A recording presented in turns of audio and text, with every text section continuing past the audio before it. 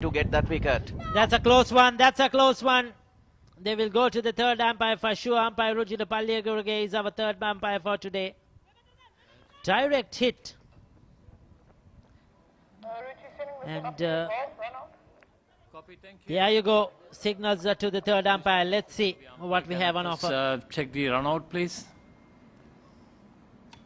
Run out taken out now. But I'm not boundary ball.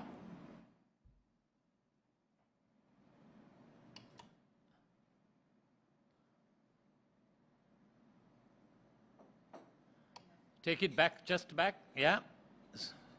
Okay. Freeze it. Freeze it. Roll it forward. Roll it forward. Take it back. Tushan, you need to freeze it when the bail's off. Frame.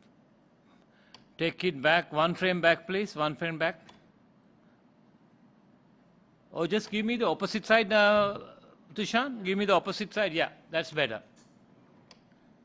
Thank you. I made my decision. Decision is out for the big screen. Out. That's out. Casual run in between the wickets. She took it very easy. And another direct hit. A good fielding. Was that Samara Vikrama again? And that was brilliant stuff. Well, has to depart. So Fletcher goes. Samara Vikrama has been brilliant. 2 catches, now a run out. 179.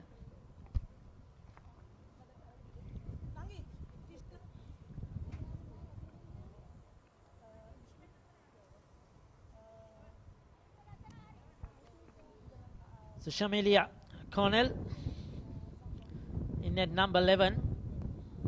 The wickets have fallen in quick session so far. That's how this innings has gone. When they lost one wicket, they are tended to lose another one. It's gone in batches. And the West Indies have unfortunately lost their way. Nobody really hanging in there. Some loose shots as well, a couple of run-outs. And they have been unable to hang in there and try to bat out that 50 overs. So Ricky, what went wrong for West Indies? Was it good bowling, bad batting, or is it the pitch? I don't think there's anything really wrong with the pitch. It looks a very good surface for batting. Maybe a touch slow, but then we didn't see anything turn, jump, nothing like that. It's a mixture of both. I think Sri Lanka just bowled stump to stump, bowled good lines, good lengths. They varied their speed really well, all the spinners. But I think a couple of poor shot selections have been doubtful. We saw that wicket of Haley Matthews. That was the turning point. Short delivery, just hitting straight to square leg. Then soon after that, LBW of Campbell. That was another important breakthrough.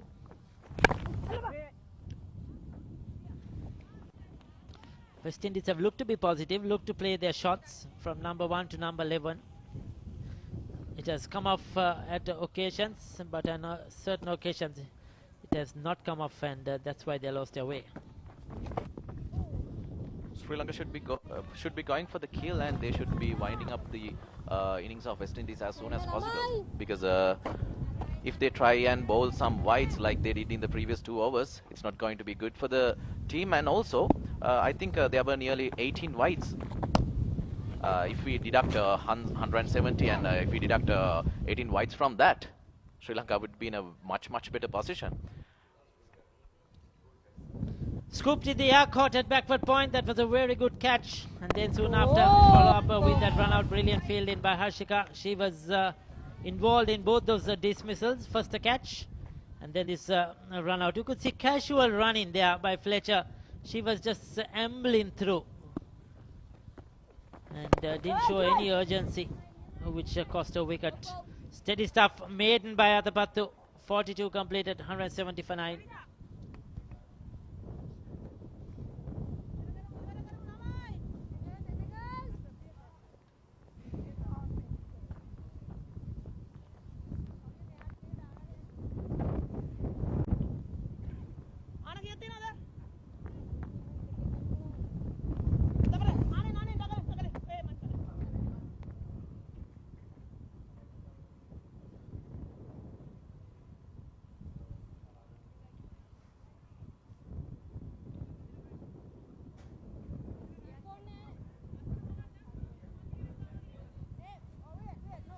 Now for West Indies, I think they will try to play the full 50 overs, but from the looks of it, I think Connell is going to hit this ball out of the ground. Let's see.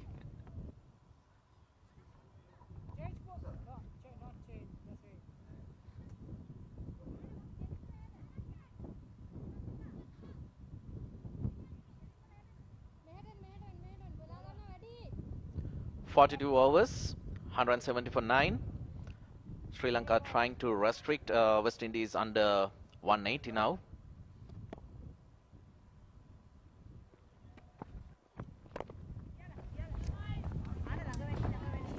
Dasanayaka looking to pick up a fourth into a ninth over. She's set the tone today with the ball.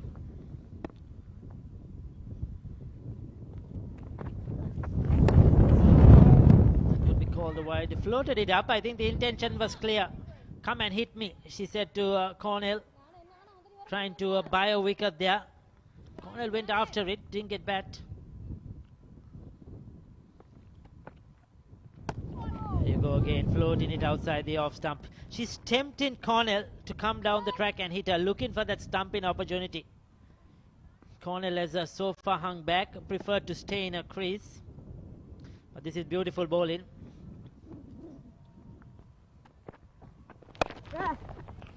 She's inviting Cornell to hit the ball as hard as she can.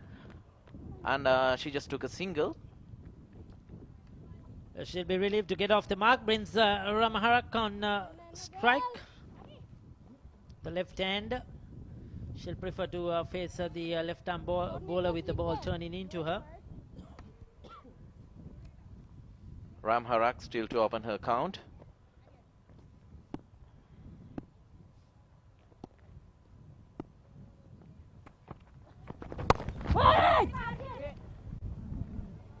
They're trying to get something out of nothing because that was a very good ball. But I really don't know. I'm still trying to figure out what went wrong because West Indies is a very good batting lineup. They are known for their batting, especially. They are very good hard hitters. Do you think 172 is It's a no ball signal. A free hit was the reason. Was it? I think it's something to do with the one extra fielder outside the 30-yard circle, 30-yard circle. So not enough fielders in position. So there you go. That was an opportunity, but not taken. I would say just a run. It was a full toss as well. Ramarak unable to pick up a boundary. Missed opportunity for that free hit.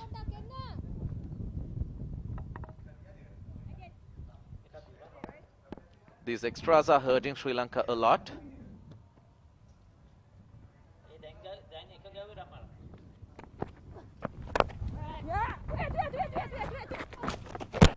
So once again, she's going to bowl that off stump, outside off stump line, telling Cornell to come and get me. Cornell looks very strong, very powerful. Can hit the long ball. I think if she gets the finds the end of the bat, that is going to disappear. Ah, beautifully ball. Very lucky to get some bat on that one. A big inside edge to end the over. 43 completed, 174 for 9. 9 completed. 9 completed, correct?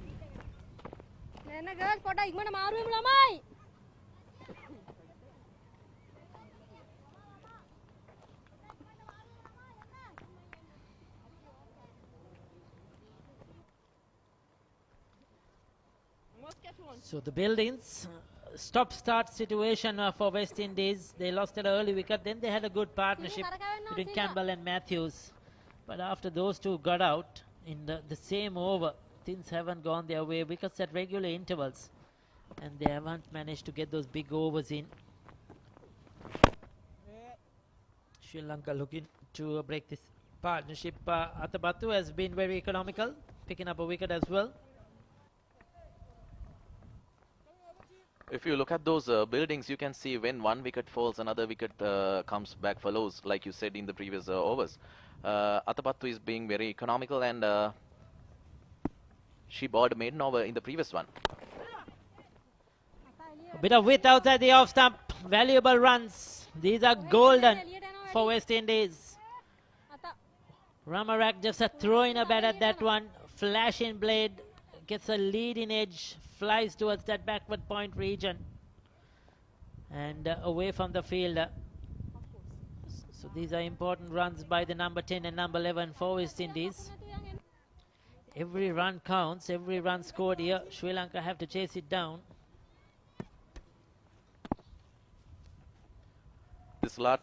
This last partnership has been hurting Sri Lanka a bit. They have already added 8 runs.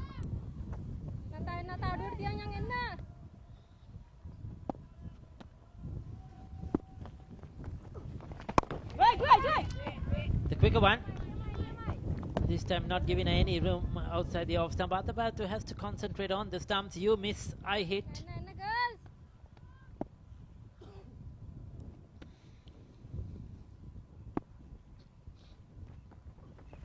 There you go again, the flatter, quicker delivery. Just darts it in.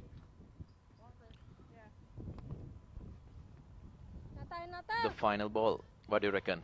I'm telling a wicket.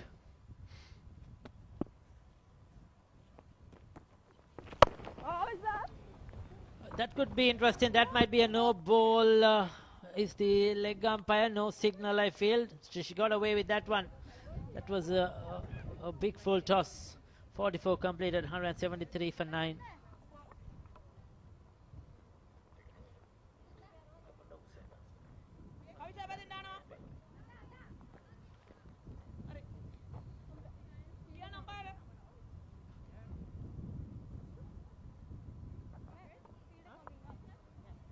That was the last delivery from Athapattu.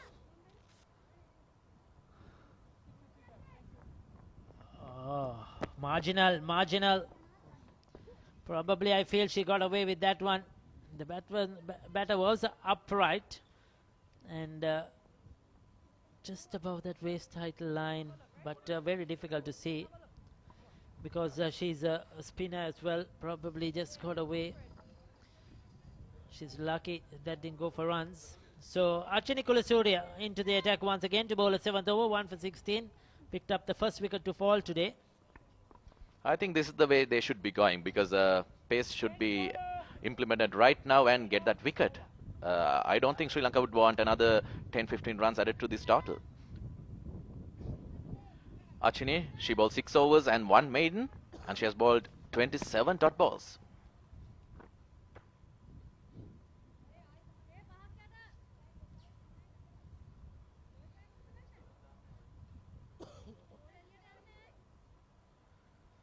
They're going at a run rate of 4.05, which is manageable because with the batting lineup Sri Lanka has.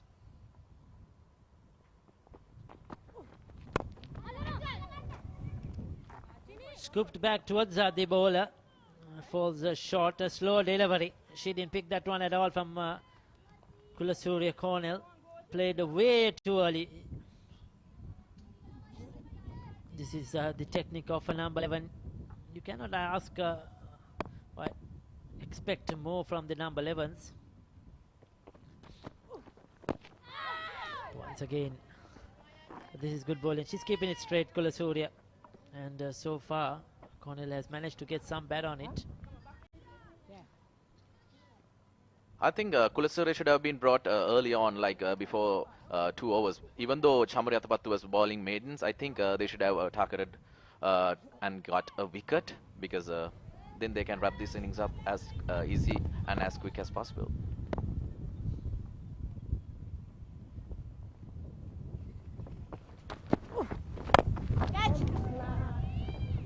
It goes. Oh, poor stuff, poor fielding. That's the skipper, isn't it? Poorly judged. She should have stayed on the boundary line and just taken that catch easily. She came rushing towards the ball and got deceived. Then she had to run back. The ball was going over her head and she could not reach it. Chamari Athapattu knows that she made a meal out of that one. She should have taken that comfortably on the boundary and West Indies should have been dismissed. Unfortunate for Archini Kulasurya. She's conceded a boundary as well and missed the opportunity of picking up a wicket. Good comeback ball. Slow one once again. Outfoxing the batter. Cornell has been walking on thin ice, as you can see. It should have been taken because we know Chamriyatapattu is a very good fielder. But unfortunately, it didn't happen. Again, Kulasuri running back to get the ball. Will they go for second? It's a run-out chance. No. Sri Lankan fielders slightly slow there. They didn't expect the West Indies batters to cross over for two. Sanayaka was slightly slow to come off the boundary. And the Kulasuri chasing behind that as well. You could see she was not quick enough to try and put the fear in the batter that she will get to the ball fast. So these are all important runs. These ones and twos are adding up to this West Indies total, taking them closer to 200. Good solid stuff by Cornell. Another single. 7 runs off that over. 45 completed, 185 for 9.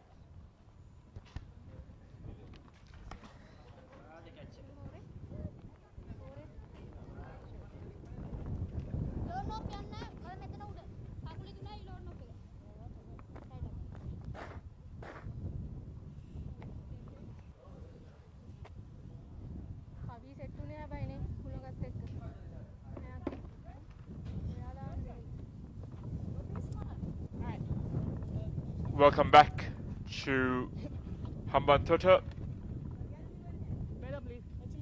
West Indies in a precarious position, 185 for 9 with just 5 overs left. Dhammika, if they can trickle their way to 200, there's that psychological factor at play. They want to see that as the potential target now. If they can get 15-20 runs off the next 5 overs, that'll be their aim. Well, of course, they're 9 down. Anything over 200, they will consider themselves done, exceeding the well towards the latter part. Still, there's part of 5 overs left. Sri Lanka done exceedingly well. They must have wrapped up the innings had Chamri taken that catch down at the boundary. 4.12, still maintaining that run rate around 4.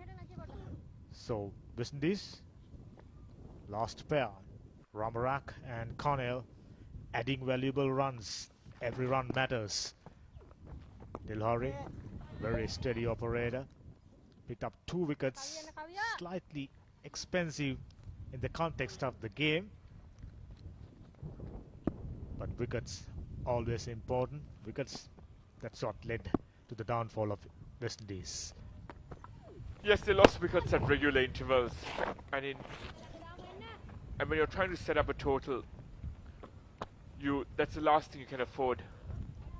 There were partnerships that were beginning to blossom, but Sri Lanka were very, very prolific in terms of pegging them back when required. And Dilhari's been brilliant thus far today. Yes, there's been the occasional loose delivery that has been dispatched, but she's hit the right line and lengths and kept the batsman guessing. There's no doubt.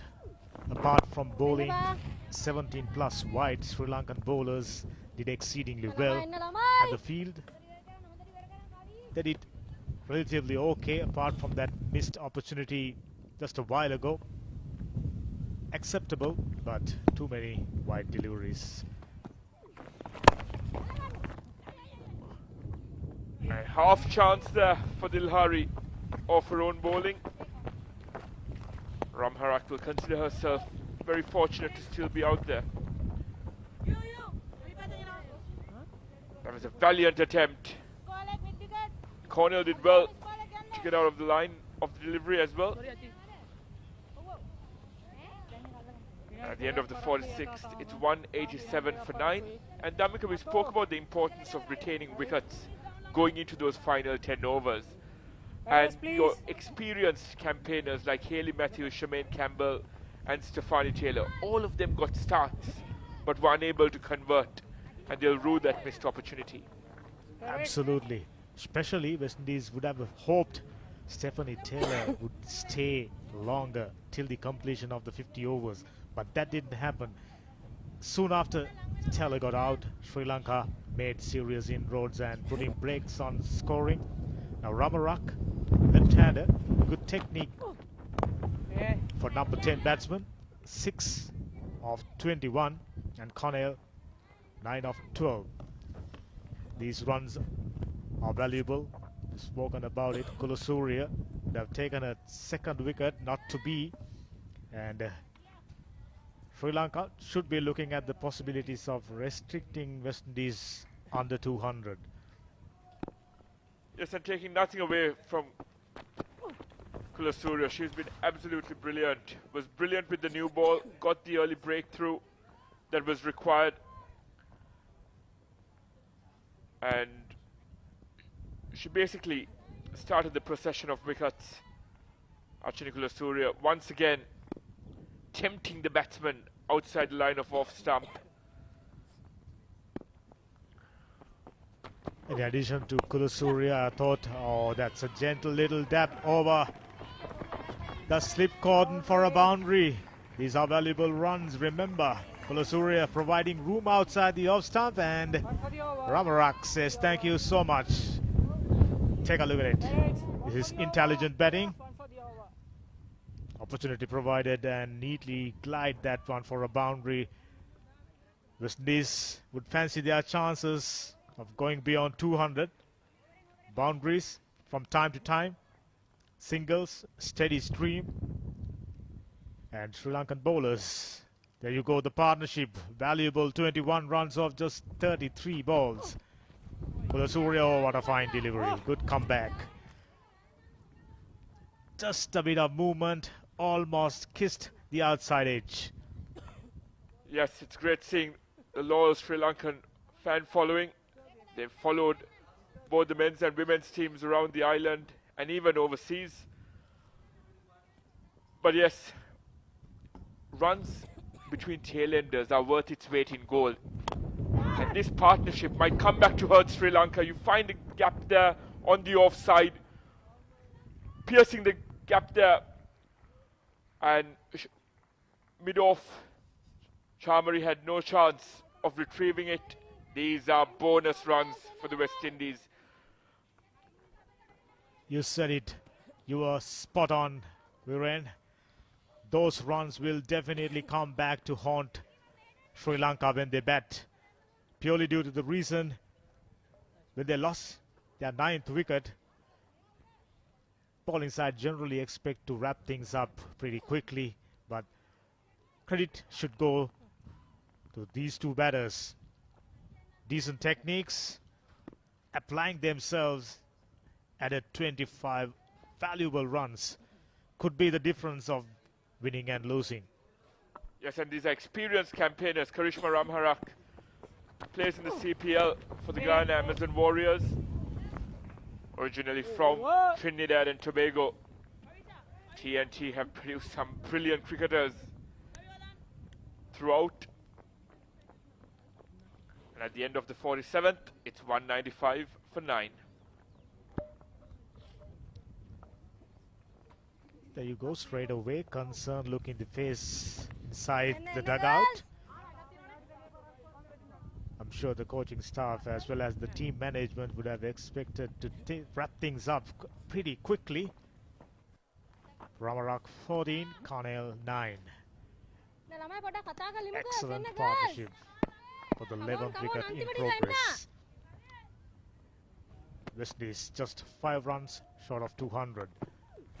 That's like, oh yes, this is what we've been talking about right throughout the day. Bowling straight in line with the stumps, and Dilhari picking up her 3rd. Cornell batted well, added 9 and perishes. Sri Lanka managing to restrict West Indies under 200 runs. That's a significant feat. Yes, and it gives Sri Lanka the psychological edge, as I said earlier. And Chamari and co will be very, very pleased with their outing this morning in Hambantota, with a stacked batting lineup comprising Hayley Matthews, Shemaine Campbell, Stefani Taylor, If you gave them 195 prior to the start of play, then Sri Lanka would have definitely taken it. Wickets at regular intervals. Sugandhika Kumari was the pick of the bowlers, 3 for 32. But Dilhari was equally brilliant. A 3 for as well, 3 for 41, over 9.1 overs. So yes, it's advantage Sri Lanka at the end of the first innings. But West Indies have an equal depth in their bowling front. Quite a few all-rounders to add to their prolific list of spinners. Make no mistake, this is a very good track, and I think Sri Lanka done exceedingly well apart from bowling 17 wides, and advantage Sri Lanka at the halfway mark.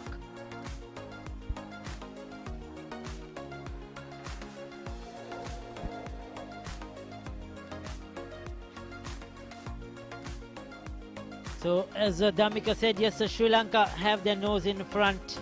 195 all out, they'll be disappointed that they didn't bat the 50 overs. West Indies, they wanted to get to 250. Sri Lanka thought they should restrict West Indies to 250 or less as well, and they've done so. Just 195. Hayley Matthews looked in a very good touch until she was caught at square leg by Samara Vikram of Dasanayaka. Wickets fell. Williams went early. Campbell put up a good partnership. Taylor, brilliant run out. And then Nation, Henry line didn't really get going. Fletcher run out as well. And James didn't last long. Ramaraka and Cornell towards the end putting up that 25 run partnership to take them to 195. Kulasurya impressive with the new ball in the power play. 8 overs, 1 maiden, 1 for 31. Prabodhini today economical again, 7 overs for 25. Dasanayaka was outstanding, 3 for 29 for 9 overs. Ranavira, she'll be disappointed. Went at over 6 runs per over, 7 overs for 45. But Atabatu 1 for 21. And Kavisha Dillari with the off spinners, 3 for 41. With the stranglehold on the West Indies batters during that middle period. Wickets fall in at regular intervals and in clutters that cost the West Indies. That's why they were bowled out ultimately. Well, they were put into bat by Chamari Adapathu, who won the toss. Got off to a good start, but then wickets started to fall. Williams, the first to go, caught behind. Beautiful delivery, that outswinger from Kulasurya. Then came the partnership between Campbell and Hayley Matthews, the captain and vice captain. They were looking good. They were looking really dangerous. They took their time, but after that started to get the measure off the surface and played their shots. Played the ball very late. Looked to play through that offside between third man and backward point. Campbell has a different sort of a technique, a lot of bottom hand, and likes to play a sort shots. These two senior players put up a very good partnership. Hayley Matthews, she's been in excellent form in the last few months, in a dominant form. And she looked set for a big score in today's game as well. Looked very fluent on both sides of the wicket. And they were on target to get to a big score, the West Indies, until this happened. A short delivery, clipped it towards square leg. Harshika Samaravikram had taken the catch. Then in the same over, Campbell was LBW. And this is where things started to fall for the West Indians. 2 wickets in that over. Then we had Stephanie Taylor and Nation who came together. They put up a brief partnership. And they were looking good, a little looking settled. Then Nation going for that sweep. Top edge, she was out. And then that good catch. Henry was caught on the boundary. Nilakshi De Silva holding on to one. Good hands. Stephanie Taylor along with Aliyah Line tried to consolidate this West Indies innings until Line was LBW. And in the same over, there was a run out, a mix up. And that was a huge one. Stephanie Taylor run out at the bowler's end. And West Indies at that time really didn't look like batting through that 50 overs. Zaria James out scooping one on the offside. And poor run in once again, Fletcher. She was out as well. Amblin through for a single. The last wicket managed to put on 20-odd runs partnership. Karishma Ramarak and Sharmila Cornell. A drop chance by skipper Athapathu didn't help their cause. And the Sri Lankans had to fight hard to get that final wicket. And these were all valuable runs for the West Indies until the last wicket fell. Sharmila Cornell was clean bowled. So Sri Lanka bowled out West Indies for 195 and they need 196 to win at 4.13 in this first ODI West Indies women's team tour to Sri Lanka. We'll be back at around approximately 1:35 Sri Lankan time for the Sri Lankan run chase.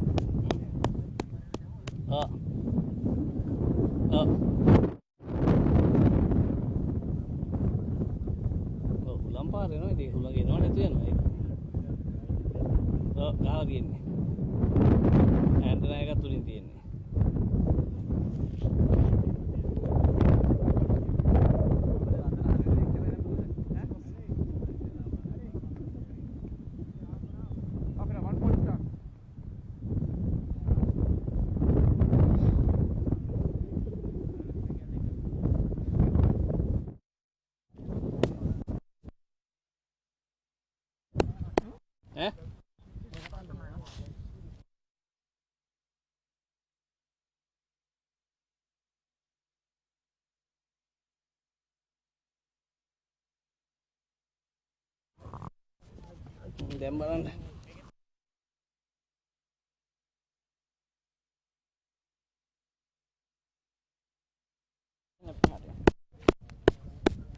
එල්ල තට්ටු කරන්න එපේ උලම් නෑද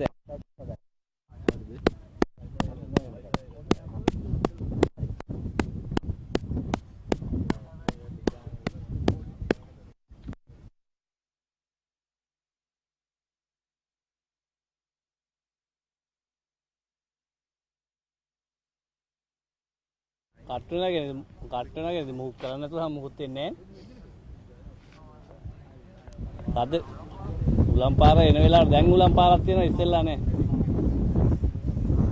ඔව්. ඔයාලා හුලං එන වෙලාවට හුලං එනවා නැතිලාත් නෑ. ඔව්. නෑ නෑ.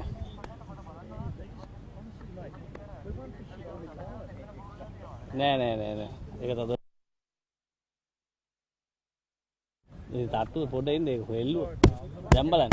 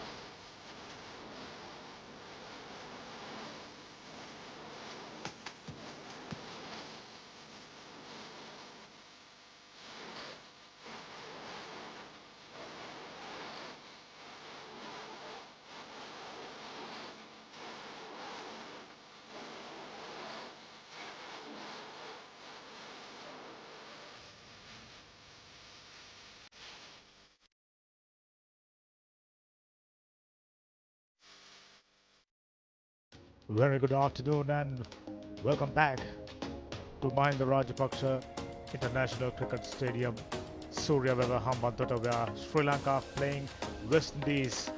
The first game of the series, Sri Lanka having won the toss, deciding to bowl first, restricted West Indies to 195. Commendable effort. All in all, Sri Lanka did everything right, and today important points on offer. Sri Lanka looking for automatic qualification for 2025 50-over World Cup. West Indies lost a wicket, then steadied things up really nicely. But throughout the middle period, Sri Lanka came back into the game with exceptionally well. Spinners as well as pace bowlers doing their job. And like we mentioned, at the halfway mark, advantage Sri Lanka. As you can see, West Indians walking back into the middle. I welcome Paulinus DS Vijayaratna in commentary. Very good afternoon. Good afternoon, Damika. Yes, West Indies were dismissed for 195 in 47.1 overs, but definitely it's 195. It's not going to be easy for Sri Lanka. They should bat well to get this 195 runs. I thought towards the latter part of the West Indian innings, the ball was not coming onto the bat. So the Sri Lankan batters should hang around there, get the singles, choose, and get that odd boundary and bat as much as long as possible. That's what is needed. There's Vishpi Gunaratne at number 1. She will be joined by the captain Chamari Athapattu. Vishpi Gunaratne, just 18 years of age, been in the Sri Lankan team. There you see Chamari Athapattu, who of course the entire world, women's cricket knows about Chamari Athapattu, picked as the ICC Player of the Year. There you see the statistics coming on. Vishpi Gunaratne, 13 matches, 155 runs, high score of 50, average of 14.09, a strike rate of 97.62. She has been providing good support to the captain, Chamari Athapattu, who's on the other end. There you see Chamari Athapattu, 102 games, 3,513 runs, 195 not out the highest, average 36.59 and a strike rate of 75.06, 916 half centuries. Damika, where do you put Chamari Athapattu? Right on top. She's the main attraction in this series. There's the first ball outside the off stump. Lets it go to the wicketkeeper Connell. Very tall, very strong looking right arm seam bowler. Did exceptionally well for West Indies over the years, and experienced campaigner, played in the CPL, knows the variation. 68 matches, economy 4.66, 49 wickets. She'll be looking to pick up a wicket and reaching 50 wickets. Connell, very well bowled, gently pushed away towards short square leg region for no runs. Athapattu, like I mentioned, the top attraction in action, so I invite the crowd to come in and support Sri Lankans. Yes, definitely young Vishpi Gunaratne on strike. She's a very busy player, looking for the runs, looking for those singles. She has provided valuable support to Chamari Athapattu since she came into the team. So that's a wide-ish delivery outside the off stump and a wide being called. So Sri Lanka get off the mark. 1 run on the board for Sri Lanka, chasing a total of 196 to win this game. As you're looking at Chamari Athapattu's figures, that top score 195 came in the previous ODI innings she played against the South Africans. So she's in top form. That's a shortish delivery to Gunaratne, who's off the back foot and pushed it on the offside. Well, Vishpi Gunaratne too, she has a good array of shots and she should be providing valuable support to Chamari Athapattu. They should put on a good partnership, get on to a good start. Chasing that 195 will not be easy. So they got to bat very carefully and sensibly, I would say. That's an edge. Wicketkeeper and the slip fielder watching at each other. First runs on first boundary, in fact, for Vishme Gunaratne, living dangerously, luckily in between fielders. Yes, definitely. That was a bit of luck for Vishme Gunaratne. Half-hearted attempt by the wicket keeper. Lucky it went between the wicket keeper and the slip fielder. That's gone to the boundary. So she's off the mark with that boundary. But corner getting some lift of that wicket. Very tall bowler, very strong. There you go. Hit the deck kind of bowler. Got a little bit of bounce and Gunaratne went with a shot. Luckily away from the fielders. The smallest gap in the field. Gunaratne found it. She gets a move on. Under the circumstances, a very good over. A wide and a boundary. Coming down the track. Going aerial, luckily. Shot of the fielder. Very good first over. Though Sri Lanka picked up a boundary. So after first over, Sri Lanka 5 for no loss.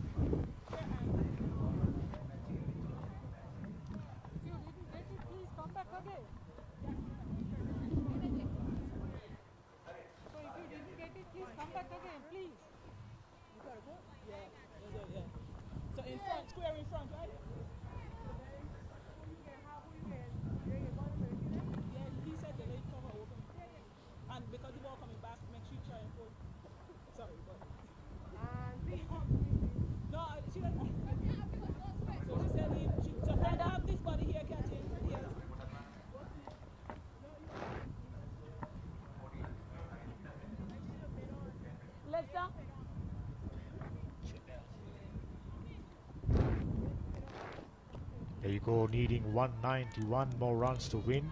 Run rate.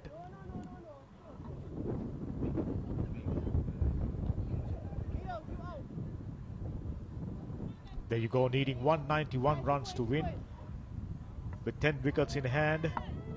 First over, went for 5 runs. Chanel Henry. Okay, thank you. All-rounder, 3 for 19. That's her best. She would no doubt looking at the possibilities of better her figures in this game. Well, she got 32 wickets to her name, Chanel Henry. Oh, that's a bad fall. The first delivery. Still Sri Lanka needing a further 191 runs to win this game. Well, I thought Vishme Gunaratne in the first over, Damika was trying to finish out the game within 1 over. The way she was playing, she got to concentrate a lot because they need to put up a good start. I think if she can understand that this is a 50-over game, she'll do well. There you go, number 1 ODI batter, picking up the single. Chamariyatapattu off the mark. This opening pair, their contributions will be very vital for Sri Lanka. That's the previous delivery. She goes down as she completes the follow-through. It happens from time to time for faster bowlers. She looks very sharp. 6 runs on the board for Sri Lanka. Vishme Gunaratne on strike. That's another shortish delivery of the back foot. Gunaratne pushing it back. She should be concentrating a bit more, Vishme Gunaratne. These two openers need to put up a good partnership. In comparison to 2 Sri Lankan opening bowling pair, these 2 West Indians, very tall, looking very strong. As a result, getting a little bit of bounce. There you go once again, Chamariyata, I beg your pardon, Vishme Gunaratne fishing outside the off stump. Luckily, was too far outside the off stump. There you go, living dangerously. Someone who needs to understand the fact that she needs to provide that support Chamariyatapattu needs. Yes, she's trying to chase the ball outside the off stump. She's got to watch it very carefully. That's nicely played. That's beautifully played. That's going towards the extra cover boundary. A long chase given. Meanwhile, the batters cross over for two. Two more and a no ball being called, and there will be a free hit. It's an opportunity for Vishwi Gunaratne to take advantage of that. She's on 6 and the Sri Lankan score moves on to 10. Vishwi Gunaratne, generally someone who likes to free her arms earlier on, quite clearly. Very close call, looking at the replay. The chase was on, and outside the off stump, found the fielder. Unfortunately, opportunity provided, not taken. Gunaratne remains 6. Well, that was really well played, well hit, but straight to the fielder. She should have timed it well, got into the gap. Valuable runs that would have been, and would have given her a lot of confidence. There you see that no ball call, was it that? Chanel Henry got all the reasons to consider herself very unlucky. Nevertheless, no big damage for West Indies, just an additional run. Sri Lanka gotten to double figures. They are still in the second over. Henry as well as Cornell got extra bounce. That's what Sri Lankan batters should be careful of. That's again nicely played by Vishwi Gunaratne this time. She gets the gap and sends it into the boundary for 4. So Sri Lankan score moves on to 14 and Gunaratne moves on to double figure. She's on 10. Full toss, neatly dealt with. Got the placement and the boundary. No doubt will give her some sort of confidence. There you go. Bit of a half-hearted effort. Well, I thought because that is a poor bit of fielding. She should have been able to stop that one. But Vishwi Gunaratne got that opportunity. She's getting a couple of good shots, but she should be able to work it into the gap. Earlier also we saw that powerful square cut straight into the hands of the cover point fielder. If you ask Sri Lankan cricket fan, women's cricket fan, who's their favorite batter? The obvious answer, Chamari Atapattu. She's on 1. I'm sure the spectators as well as the viewers joining us on Channel Live will be hoping to see something special from her. Her previous knock, 195 not out against South Africa, Cornell. Down the leg side and extra. Oh, there was a loud appeal down the leg side. Most probably should have got something. Otherwise that would have been given wide. Must be thigh pad or the pad. I think it went off a pad. Well collected by the wicketkeeper Rashida Williams. You're right about that. My first impression, that one down the leg side, a wide straight away. Brushing the outside, brushing the pads as a result. A dot ball. Chanel Henry working off good lines and lengths, settling down. Good first over. Could have picked up the wicket, but unfortunately, wicketkeeper Campbell deciding to not to go for it.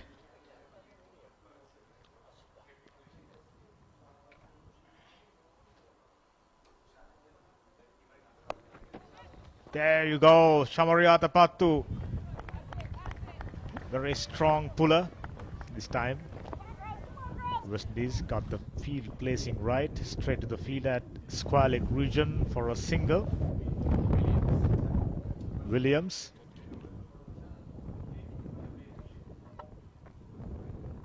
That's nicely played by Chamari Atapattu. It was short and pulled away beautifully, but there was a fielder there. She's getting on top of the ball, pulling it into the ground. Vishwi Gunaratne should be. That's again nicely cut away, but straight to the fielder. Vishwi Gunaratne ready to pounce on anything outside the off stumps. Instinctively very attacking player. There you go, timed it well, just didn't got the placement. Straight to the hand of the fielder at cover region.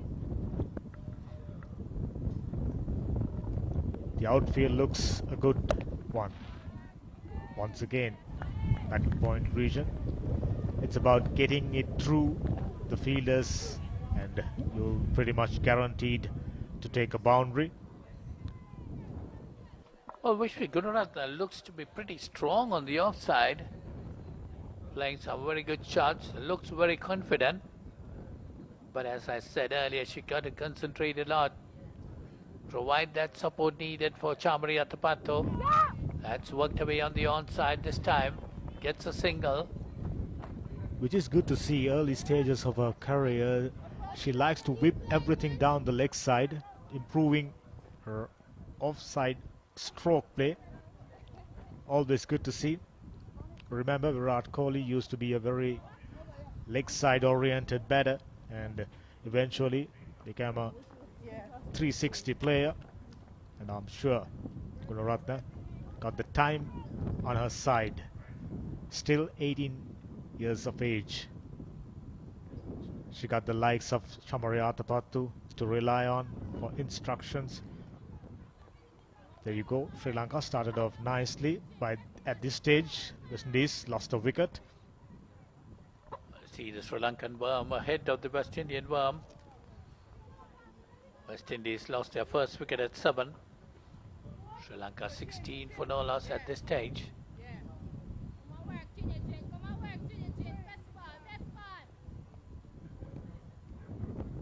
So it's Vishnu Gunaratna on strike. Henry the bowler.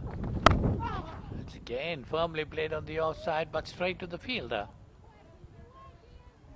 She should try to get that shot in that gap. She will have a lot of runs if she can work it between those two, extra cover and extra cover fielder. Very firm punch of the front foot. Someone who likes to hit the ball very hard, Vishnu Gunaratna. Straight in line with the stumps, gently worked away towards mid-wicket region for no run. Henry now slowly but steadily starting to bowl in line with the stumps. We saw while Sri Lanka in the field, the moment they try to bowl straight made things difficult for West Indies batters. I'm sure they must have learned something from that and bowling very straight to very aggressive Vishnu Gunaratna. Yeah, there you see Vishnu Gunaratna standing very much in front of the crease to negate the swing or movement of the bowler. Well, if she gets it, she got some very good shots on the offside, but straight to the fielders. She should be able to try, but the problem I think, Damika, is she's trying to hit it hard. She got to time it well and she got to think of getting it into the gap. You said it right. Trying to hit the ball too hard, you eventually lose the shape of your shot this time.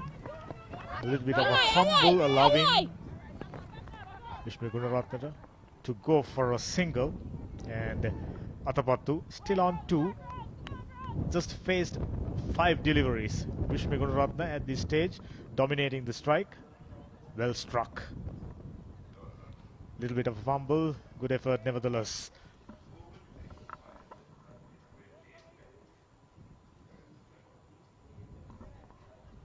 Well, the way things have gone up to now, Sri Lankans have done well, 17 for no loss. We are in the 4th over.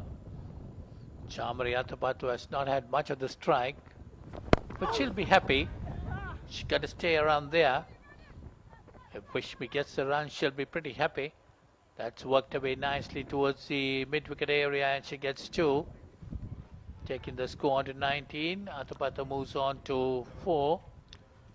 I wonder if the viewers realized by looking at those pictures, things getting a little darker and cloud cover right on top of us. Hopefully we'll be blown away by the wind and we don't have any interruptions due to rain. This time initially deciding to go for it, but smartly deciding to leave it Good batting. Sensible batting. At the end of the fourth, Sri Lanka 19 for no loss.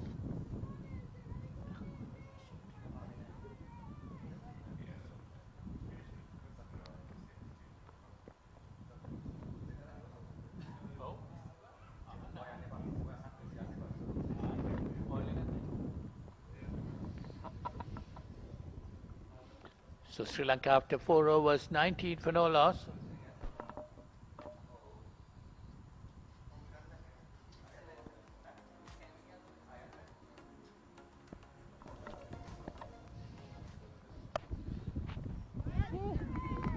And again, that's pushed away on the offside by Vishmi Gunaratne, straight to the fielder. I think probably Vishmi played just about 4 shots towards the same region and found the same fielder. Well timed, of course, but straight to the fielder. In batting, getting your shots into the right place, it's very much part and parcel. Gunaratne, I'm sure, will work something out. Well, definitely she got to work hard on that, try to get it into the gap.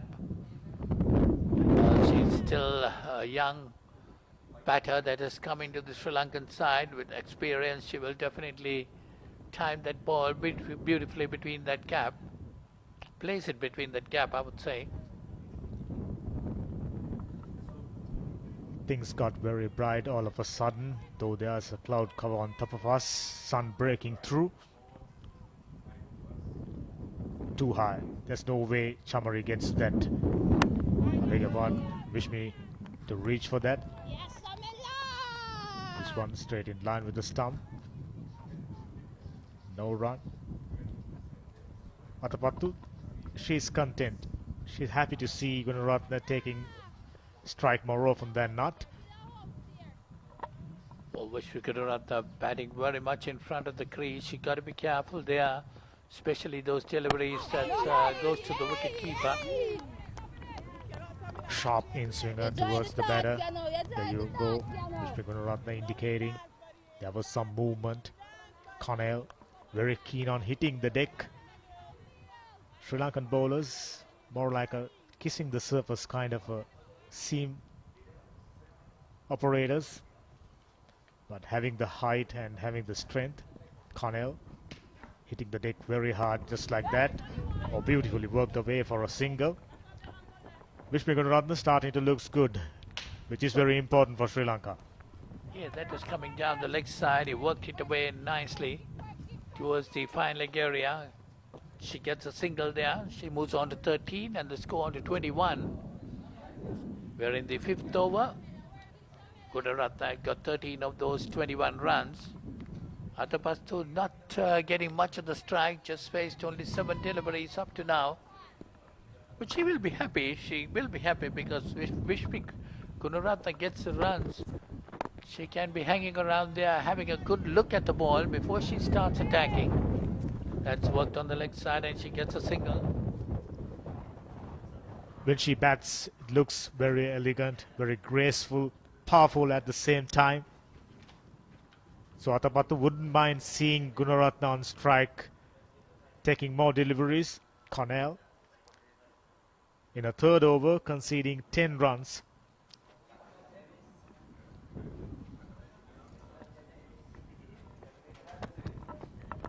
Once again, that exaggerated inward movement and nicely worked away by Vishmi Gunaratne. 2 was on quite easily.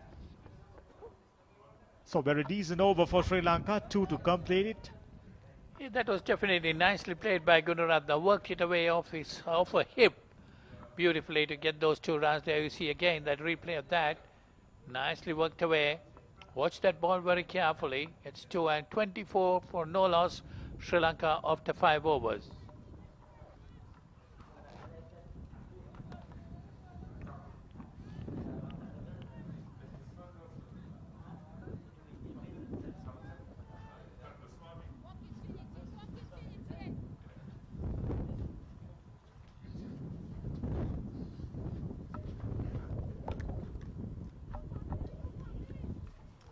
So further 172 runs required in 45 overs. Sri Lanka off to a good solid start.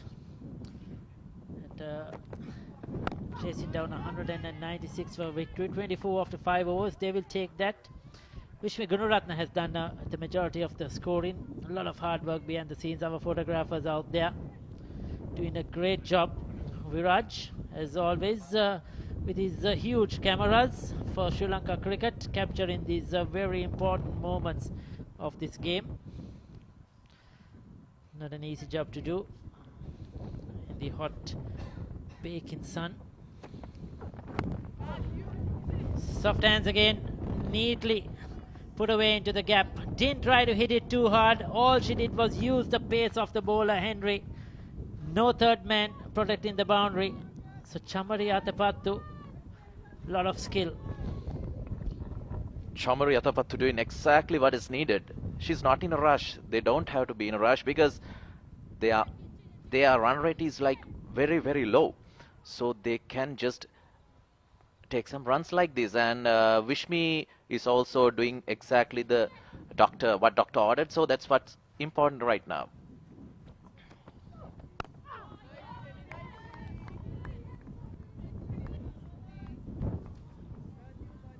So 28 on the board. Vishmi Gunaratna has had the majority of the strike. 23 balls for a 15. She's a young, good talent.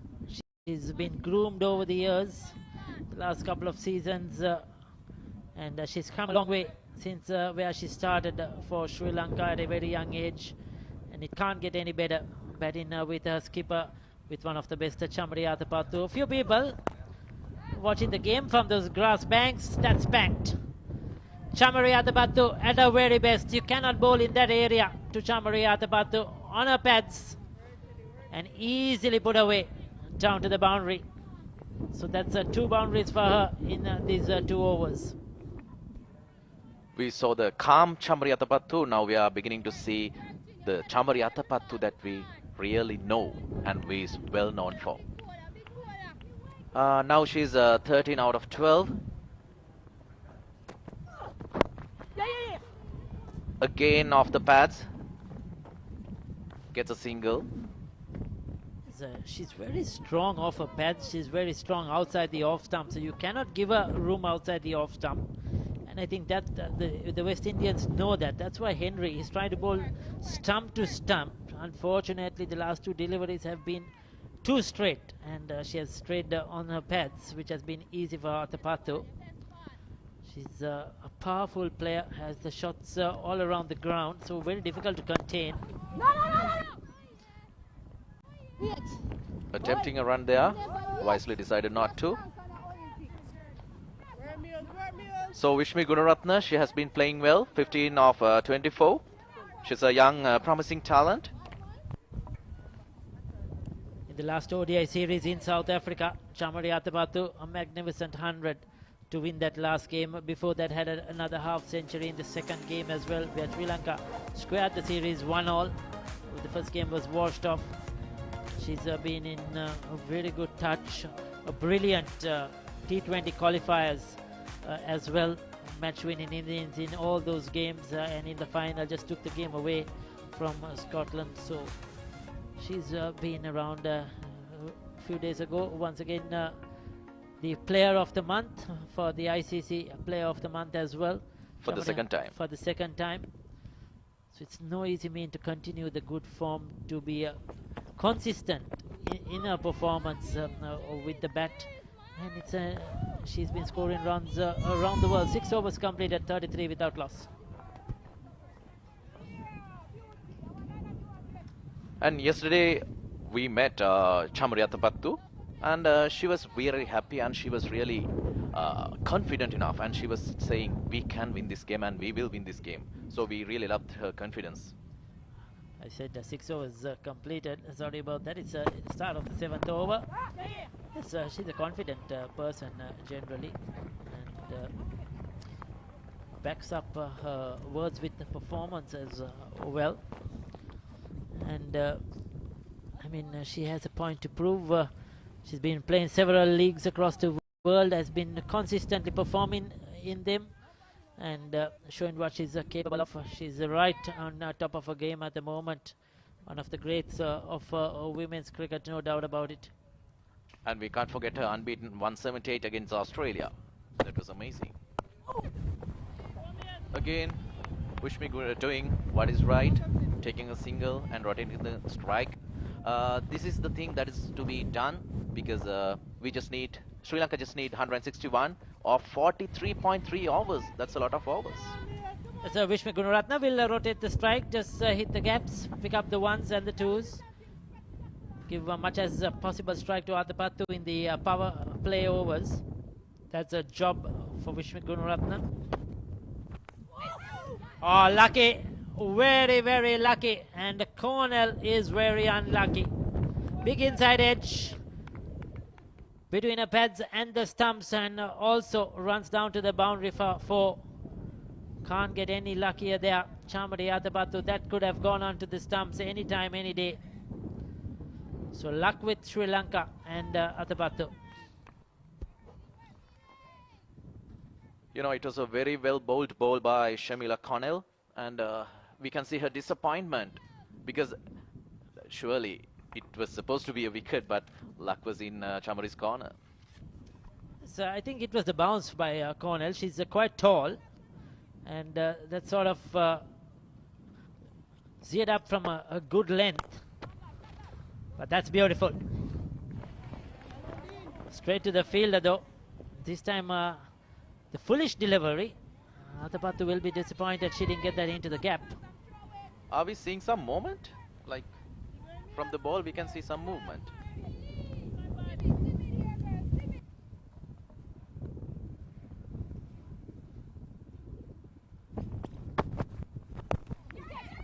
A flick again and another boundary.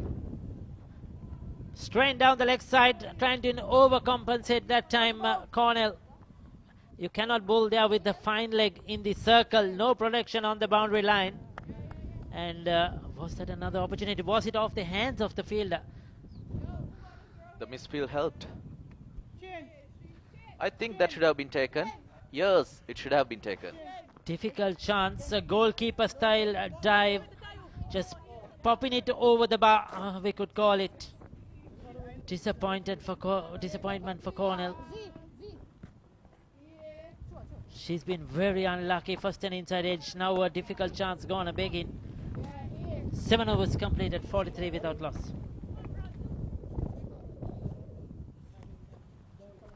Sri Lanka well ahead with their red worm. West Indies could not really get going right throughout the innings. Whenever they thought of accelerating, they lost wickets in clutters. And that really hampered their progress. Ended up at 195, not bad in the 50 overs.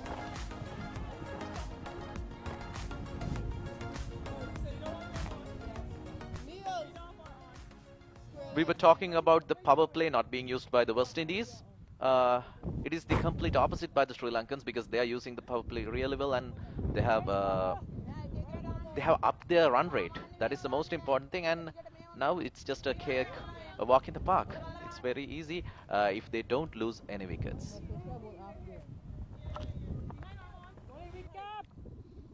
So I think it's a change of bowling. Hayley Matthews into the attack. One of the top all-rounders in women's cricket now. 100 wickets in 84 games. 4 for 15, best economy rate of just 4 runs per over. She's been excellent. She's the number 2 ranked all-rounder in women's cricket in ODI cricket. So she'll have a lot to do. She will have to stamp her authority. They need a breakthrough, and they need to try and prize out Adapattu soon as possible. So the skipper taking on the responsibility. Yes, Matthews can bowl economically and take key wickets. Like she's a very versatile player. Like I said, almost she got a wicket from her first ball, and it runs down to the boundary. The luck is in the Sri Lanka's corner. We can surely see that. The umpire signaled byes. Beaten the bat and the keeper both, and the ball goes to the boundary.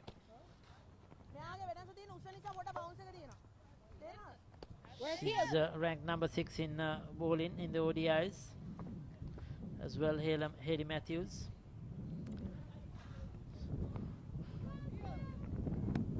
Straight away creating some problems.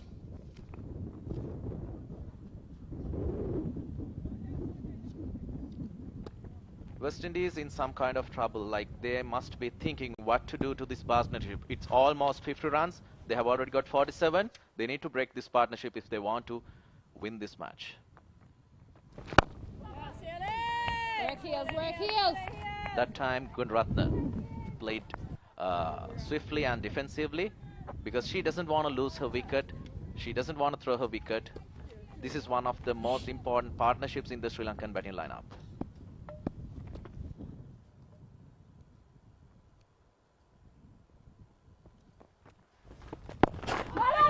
Good ball in excellent loop. Giving it a bit of fear. Work heels. Straight away into a stride. She's a well-experienced cricketer now, Hayley Matthews. Work it, Skippy. Has played cricket around the world on different conditions. So she knows exactly what's her role. What is expected of her.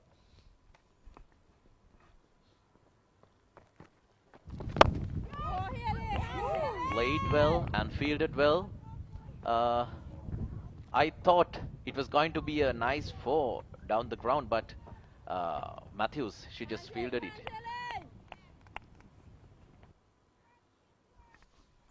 Skippy. So very good on a follow through was the Hayley Matthews. Powerfully struck by Vishmi Gururatna.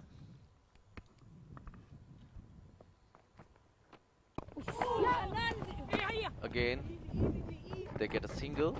We can see the West Indies bowlers getting some motivation, some advice from their coach.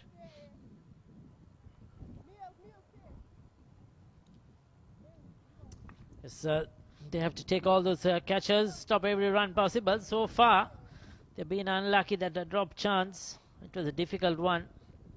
But those are the catches that really win matches. Especially when you're defending 195. Luck has to go your way. Sri Lankans really haven't given them many chances. We saw the catch. I think that's basically it because Sri Lanka knows what to do and they have been playing quite defensively, but at the same time they have upped their run rate also.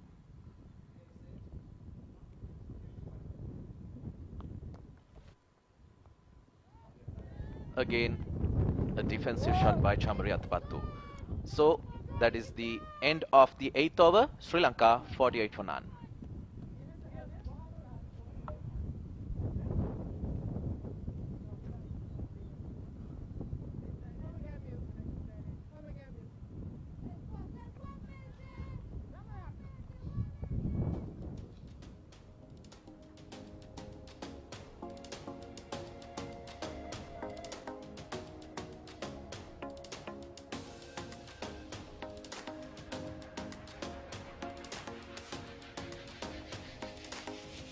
Sri Lanka needing just 148 runs to win and run rate of 3.52, and they have all 10 wickets in their hand.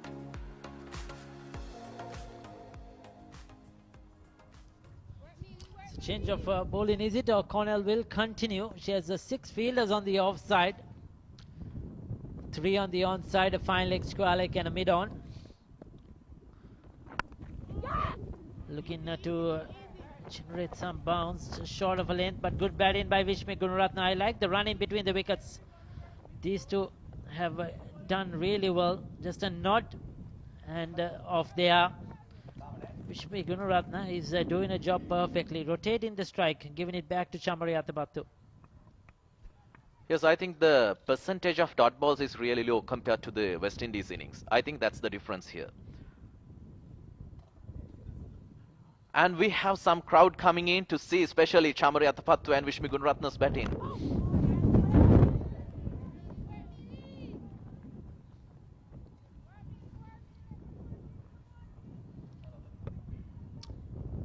Yes, so we invite all those who are in and around Surya Vevahambanta to come over here and watch this game.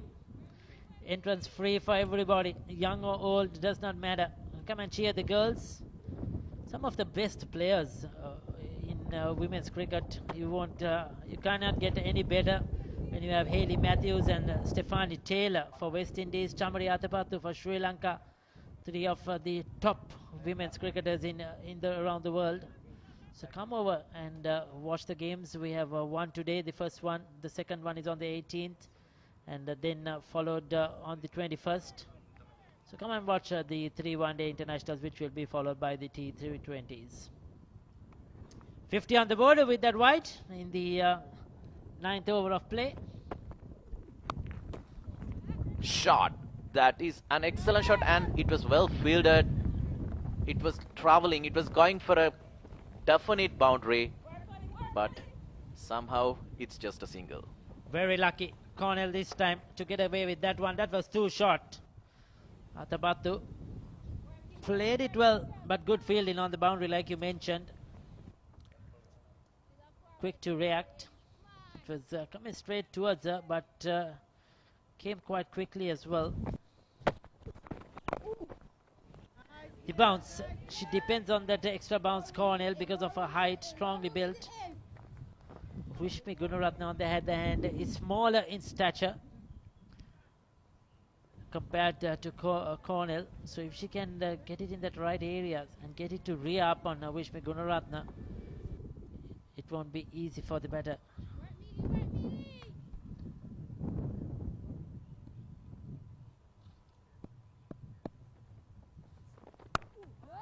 Again, a defensive shot. Sri Lanka just needs to continue to do this. They just don't want to lose their wicket, throw away their wicket. They just need to get singles and get the odd boundary, and they will be getting the target in no time.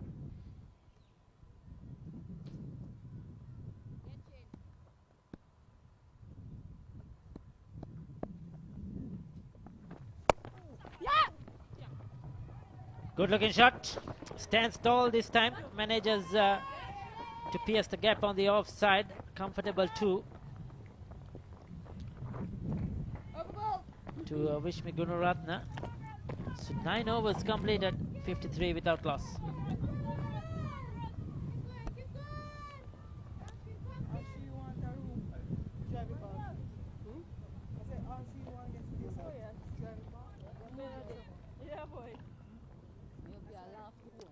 This series is very, very important for both teams because it's a part of the ICC Women's Championship. We'll come back to that. This is that 50-run partnership. Started off rather streakily, but since then Vishmi Gunaratne has played some good shots. And Chamara Athapaththu, as always, takes her time to kick off things, but once she gets going, she's really hard to stop. So 53 over 54. Strike has been shared equally, and right hand left hand combination have certainly put Sri Lanka on target now to try and get this 196. So we were talking about this is a part of the ICC Women's Championship, and the top 5 teams and host India, we automatically qualify for the World Cup in 2025. So the top 5 teams plus India, so that's 6, and the others will have to play the qualifying round. So if Sri Lanka wants to qualify automatically, this series is very important. We'll chat about that after this delivery. Because at the moment West Indies is ranked 6th and Sri Lanka is ranked 7th, and the difference is just 6 points. So Sri Lanka have to try and win this series and get above West Indies. They have upcoming series versus Ireland as well away. West Indies will be touring India. So for both teams, it is very, very important to win so that they could get more points and try and find automatic qualification for the 2025 World Cup. They are on a good path because they are right now 54 for none. Some aggression shown by Vishmi Gunaratne. It's a beautiful boundary, and that takes her to 24 out of just 35 balls, 36 balls. That's very well played. Taking on Hayley Matthews. Vishmi Gunaratne picked her spot earlier. Probably she was trying to go much straighter towards that mid-on region. Dragged it on the onside, and the fielder on the boundary hadn't the gas to stop that one. So important runs for Sri Lanka. This is some sensible batting because They are getting their runs, getting their singles, getting their doubles, and hitting the boundary, odd boundary, when a bad ball comes.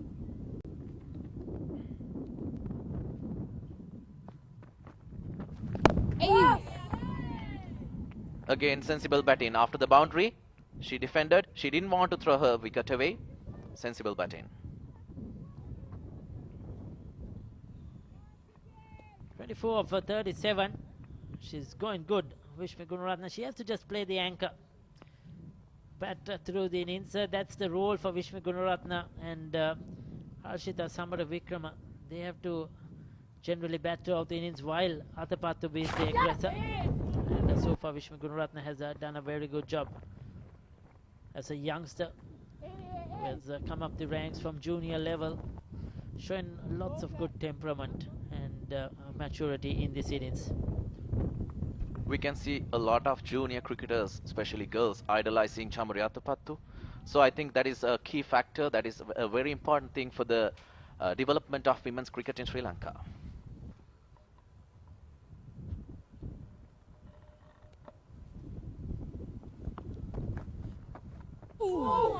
Beautifully bowled. Fantastic delivery to end the 10th over. Beats the outside edge. 10 completed, 59 without loss.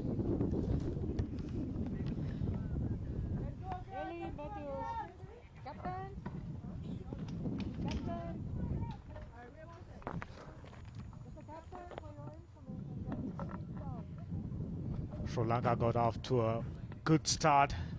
They've done everything right with the bat. Excellent partnership, 59 runs for no loss. Athapattu looking graceful. Gunaratne done equally well, 25 of 38 and 25 of 23 respectively. Matthews meanwhile working her magic. Viren once again joining me in the comm box. Welcome.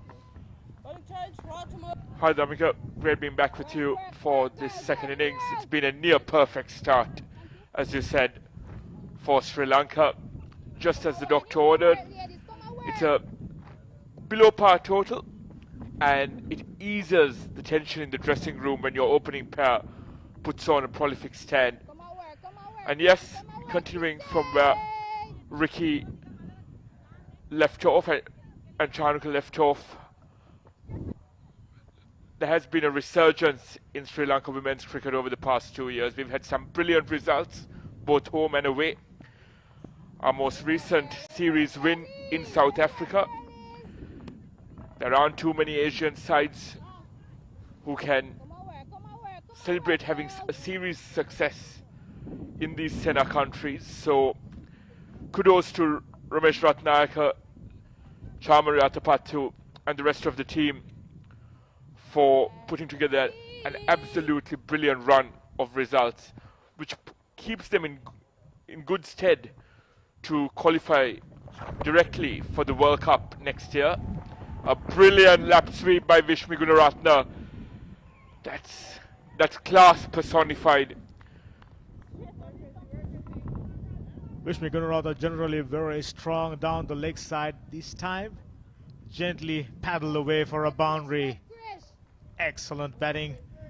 You see this often in T20 cricket, and it becomes useful even more in one-dayers. Look at it. Just using the pace for more runs. Going down the leg side, easily worked away for a single. Vishmi Gunaratne starting to look increasingly good. Well said, Damika, and there's brilliant spatial awareness by Vishmi Gunaratne. There was a huge gap in that vacant fine leg region, so that lap sweep was a lucrative stroke. I love doing calculations to assess the permutations and the necessary results for us to automatically qualify for the World Cup next year. So with 6 games left, including this, we have 3 here in Hambantota against the West Indies, and then the Sri Lankan team goes off to Ireland for their final series in this Women's Championship. We need 5 wins out of 6 to guarantee a place in the qualifiers, to ensure that matters remain in our own hands. So this will be a good start if we get this first ODI under our belt. And West Indies too are decently placed. They have 3 series including this one. They have another away series in India before they face Bangladesh at home. They need 4 wins out of 9. So it's important for Sri Lanka to do all the hard work at home before we go off to Ireland. We've seen in series previously in Ireland, especially during that time of the year, the weather can be something that you can't really control. So it's important to control the controllables as Chamari Atapattu continues this masterclass. For all viewers tuning in, this is arguably one of the greatest batters showcasing her prowess. Very confident looking Sri Lankan dugout. Pitch way shorter than Ramarak expected against a batter of Atapattu's caliber. Piece of cake. 4 more runs. Sri Lanka marching on. 68 for no loss. That one down the leg side. Interesting call whether that one came off the bat or pad. Came off the pad for more runs to the total. Nevertheless, Sri Lanka 72 for no loss. Marching on. Some supporters, they are enjoying the game. Yes, Damika, you can't afford to stray down the leg side to Chamari, and especially when she's well set. Ramnarak will need to reassess her options, and especially in terms of the field placings as well, Damika, there's a very vacant fine leg region. We've seen our batters adopt the use of the lap sweep. So I wonder whether West Indies are starting to feel the pressure now. You said it right. Another dot ball to complete the 11th. 72 for no loss.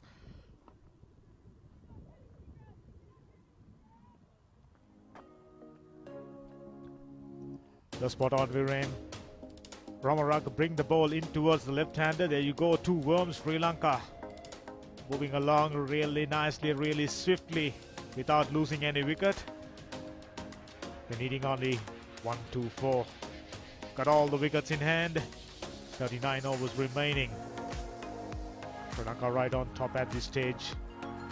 Just about keeping up the momentum. You mentioned about the field setting for Ramarak. Got a single fielder down the leg side. Darting in the deliveries in towards the left-hander. All Chamari Atapattu needs is to get some bat on it. And boundaries to be taken. Gunaratne surprisingly overtaken Atapattu, but taken more deliveries, understandably. Off the back foot. This is good. Gets it into the gap.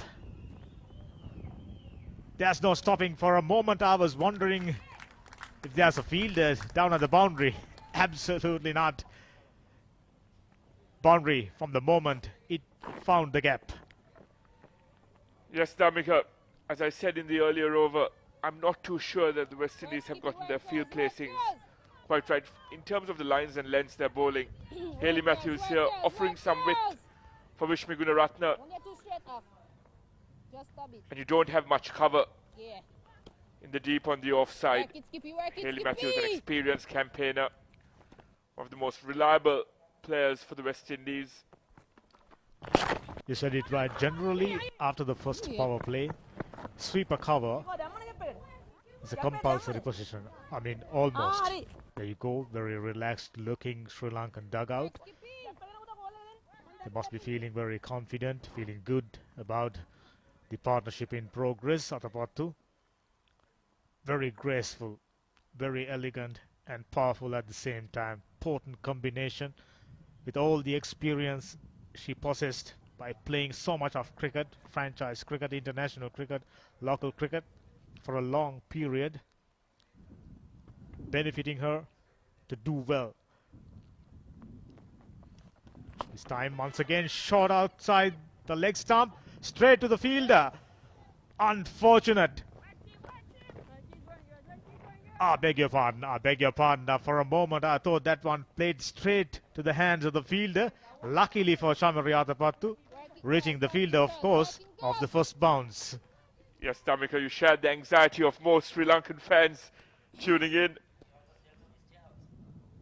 But yes, as you said, Chamari Atapattu, a stalwart in the modern game, None there, none will there. go down as one of our country's finest. Working girls, working girls. And this is uncharted territory for Chamari because she's used to taking up a lot of strike early on. But Vishmi Gunaratne has taken the mantle and kind of shielded Chamari and allowed Chamari to play her natural game. Very good learning curve for That's Vishmi me! Gunaratne playing with the legend Chamari Atapattu. There you go, good communication between the fielders. Oh, little careless on that occasion. Ellie Matthews knew the runner was slow. Ricocheted that one onto the stumps. Luckily, didn't strike. There you go, Chamari Atapattu touch slower and intentionally, I mean. Oh, close shave, close shave. A very close shave indeed. I don't think Chamari expected the ball to be thrown at the bowler's end. She seemed to be cruising along until she realized that Hayley Matthews was well poised to gather it. Full outside off, and Vishmi Gunaratne capitalizes with ease, and at the end of the 12th, it's 81 without loss.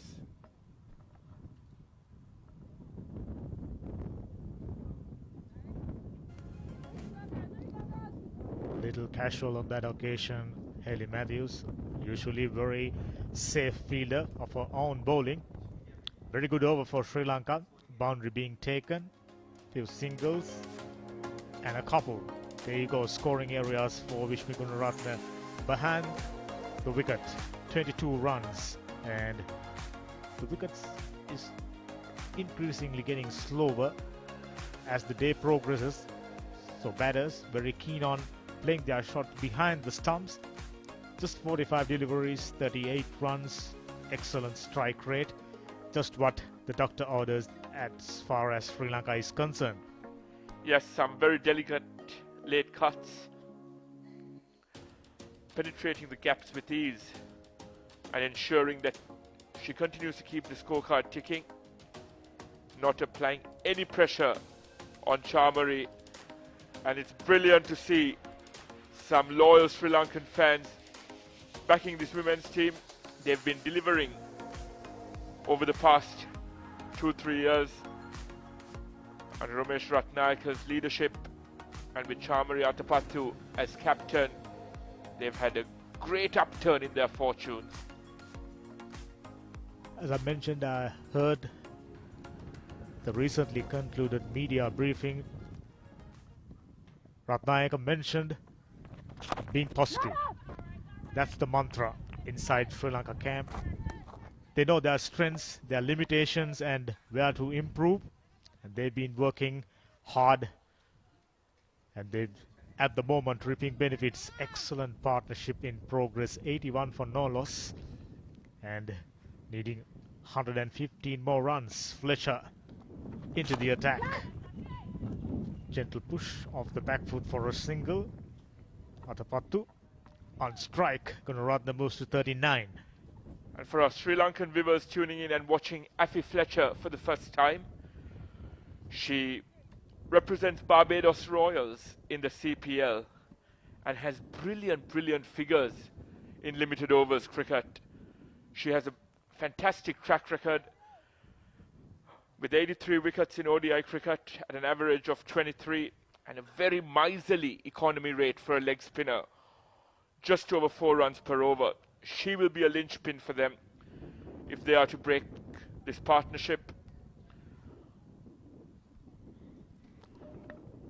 As we spoke about this during a break, West Indies quite clearly have the experience batting wise, and with the ball very gracefully played over the infield for a beautiful boundary. Chamari Atapattu looking gorgeous. It was absolutely fantastic, Damika, yes. That was a well-timed stroke by Chamari, and taking the attack to Afi Fletcher very early on realizing that this was a wicket-taking option that Hayley Matthews introduced. And Chamari Atapattu is willing to counter-attack with ease, and she's arguably the finest at this. This time, however, reaching the fielder. A little knock-on, allowing Chamari to complete the single. On that occasion, she played the field right along the ground this time. Decent effort in the field. Somehow didn't manage to prevent the single. Gunaratne as well as Atapattu. Looking really good. Straight to the fielder for no run. And Sri Lanka steadily cutting down the required number of runs, needing only 109 with 10 wickets hand. At this stage, there's no prize for guessing who you back. Exactly that, Mika. There's no scoreboard pressure here. And credit should be given to Vishnu Gunaratne as well. For an 18-year-old up against the West Indies, who are very, very prolific in this format. She's allowed Chamari Atapattu to settle in. And she's done exactly this. This has been her template and her go-to throughout this innings. Rotating strike. And this has been a brilliant partnership from the youngster and the veteran. Playing straight, playing through the line has been a feature. I've seen a vast improvement by Vishnu Gunaratne. Very matured knock. She used to be overrode by the situation often for Sri Lanka. This is her 14th game. So growing in confidence, always good to see. 10 short of 50, I think, if I'm not mistaken. There you go, Chamari Atapattu. Offside, plenty of runs through extra cover region, through wide long off region, and a couple of boundaries down the leg side as well. 35 runs, strike rate above 100, 116.67. That's the normal way of Chamari Atapattu bats. Likes to be aggressive instinctively. Alia Alain comes into the attack. 29 matches, 17 wickets. Still early stages in her career. 2 for 4. That's her best.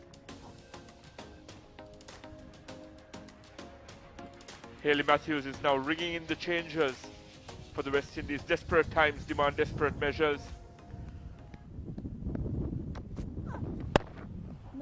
Vishnu Gunaratne, an adventurous stroke. I thought initially she tried to go through mid-wicket region. She was expecting gentle medium pace delivery, but that one was very sharp in towards her. Played straight to mid-off region for no run. A lane, very deceptive. A short run up. This time goes area. Fielder comes underneath it and taken neatly. We mentioned Gunaratne from time to time does this. Unfortunately, this time straight to the hand of the fielder, and Sri Lanka loses their first wicket. Vishnu Gunaratne walking back. And I called this earlier on. I said some of these West Indies quicks are quite deceptive. And earlier Lane did Vishnu Gunaratne for extra pace. And she looked to be very aggressive off the second delivery, and a brilliant caught and bowled by Alia Lane. It's never easy to judge the flight of those miscues. She had mid-on advancing. She had mid-wicket approaching as well, but she was never distracted and completed the job with ease. That was brilliant stuff by Alia Lane. And Vishnu Gunaratne goes for a well-played 40. Unfortunately misses out on what would have been her second half century in ODI cricket. What's brilliant about that catch, Alia Elaine communicating, clearly saying that's mine. Harshita Samaravikraman at number 3, very reliable performer. Recent tours, contributing for Sri Lanka's winning causes against South Africa as well as England. Apart from Chamari Atapattu, the most consistent batter, left-hander. Yes, it's a crucial partnership for Sri Lanka. Whenever Harshita and Chamari do well, and do well together in tandem, Sri Lanka, it bodes very well for Sri Lanka. And this is something I've realized over the past 2-3 years. Our sole reliance on Chamari Atapattu has been watered down, largely thanks to the resurgence of players like Hasani Pereira, Harshita Samaravikrama, Vishmi Gunaratne, who we all saw just now, and that bodes well for Sri Lanka cricket because it allows Chamari to play without any pressure, knowing that the weight of expectations is shared amongst a few in the team. Once again, having a look at the Worms, Sri Lanka quite clearly on top. Taking a look at the West Indies bowling, rest of the bowlers, while they've been very expensive, it took just 2 deliveries for Alia Lane to pick up the first wicket. Deceptively sharp, very short run-up, like I mentioned. Vishnu Gunaratne thought she had enough time to go over mid-wicket region like she does usually, but this time onto her really quickly, and the communication between fielders, 3 converging. Alia Lane chasing it down, taking it really nicely. Sri Lanka losing first wicket. West Indies making much needed breakthrough. There you go, 28 matches, 27 innings, best of 75. I'm sure she's capable of much better. Average on the improve. Yes, Damika. And I think when you're in the same team as Chamari, it's important to take a leaf out of her book in terms of converting starts. Chamari does that very frequently, gets Sri Lanka out of tricky positions and out of tricky phases of the game. And it's important for players like Harshita and Vishmi Gunaratne to convert those starts. And it's unfortunate that Vishmi missed out here. She looked well set for a big one, got her head carried away by the bowling changes, etc. She thought that a part-timer was being brought in. And Elaine straying down the leg side on this occasion. And what'll be interesting to see now, I spoke about role fulfillment in the first innings, Damika. It's the start of the series, the start of a fresh series. There's no scoreboard pressure. It'll be important for Harshita to get some time out there in the centre, and it'll leave her in good stead going into the next 2 games. And on top of that, batting alongside Chamari Atapattu, always enriching experience. The way she bats, the way she carries herself, how she handles tough situations. There's a lot to be learned by Atapattu. Oh, lovely hands. Just a single. Elaine, you mentioned very deceptive, and having bowled a couple of shorter deliveries to pick up the wicket, she knows Chamari, very strong off the back foot, decided to bowl fuller. But yes, that was elegant stroke play personified by Atapattu as Harshita faces. A well played pull shot by Harshita to get her innings up and running. Once again, brilliant spatial awareness, realized that there was a gap in the deep and there was way too short by Elaine, and at that pace it was very easy for Harshita to negotiate that through the leg side. That'll give her a boost in terms of confidence, and I think we haven't referred to this as much, but we're going at a rate of knots. Definitely no reason to slow down when you get a short pitch delivery like that. She got to the back foot, swivel on her back foot, got the placement, scintillating boundaries, Samaravikrama. That's how she plays.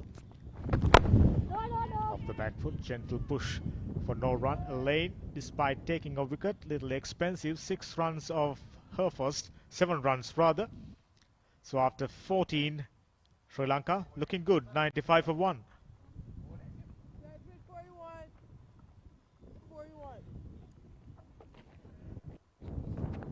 Yes, Damika, the stage is set for Chamari to help Sri Lanka cruise to victory. The West Indies will feel that they've lacked a lot of discipline in these first 14 overs. Yes, there have been half chances, there have been opportunities for inroads, but they haven't been very consistent. They've been quite wavered in terms of lines and lengths.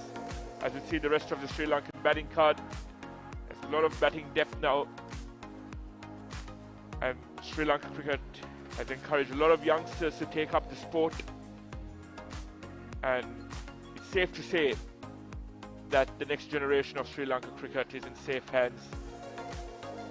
And whilst you have a mentor, a leader, a figurehead like Chamari at the helm,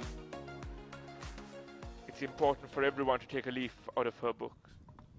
There was a felicitation ceremony for Chamari Atapattu after she being named as the ICC ODI Player of the Year, where Arvind De Silva mentioned the importance of having someone like Chamari Atapattu to spread out the game. Cricket, of course, #1 sport in Sri Lanka, already spread across all the corners, but women's cricket haven't still reached the full potential. Work it, mommy. Leading girls' schools not taking cricket seriously, hopefully. With the performances like this, Oh, jeez, not there. more young girls taking cricket seriously with the hope of be someone like Chamari Atapattu. Work, mommy. Work, mommy. Well said, Come on, Damika. work, girls. Come on, And I work, think the girls. results, as I've kept saying throughout this ODI, the results from the past 2-3 years will guarantee the fast tracking of that process. An outside edge, past the first slip, a valiant attempt there, but Harshita survives and adds 2 to the total. And yes, women's cricket in Sri Lanka is in unprecedented territory. It's in the best state it's ever been in. Not only do we have very experienced players performing consistently, but there are youngsters like Vishmi, and in this case Harshita as well, standing up for themselves and taking Sri Lanka across the line in difficult situations. I refer back to that final ODI in South Africa when Chamari fell short. Harshita and co steered us across the line. It was a tough run chase in tough conditions, and that was testament to the efforts put in by all members of the Sri Lankan squad. And we had the Sri Lankan under-19 women's team performing brilliantly in the tri-series against England and Australia as well. So there is a path for success for the women's side. You said it right, there is talent, there is promise. Sri Lanka cricket, Sri Lanka women's cricket in particular, is on the right track. Atapattu pushed it down the ground for another single to complete the 15th. Sri Lanka exactly 100 runs on the board, having lost a wicket. Things looking very good. Needing 96 runs more. Got 35 overs remaining.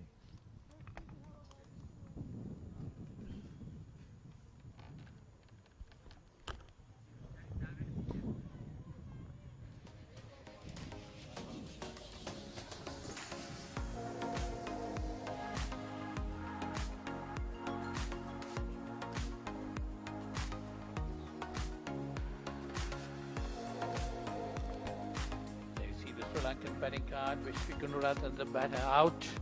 Put in ball by Alien for 40. Chamari Atapattu not out on 38.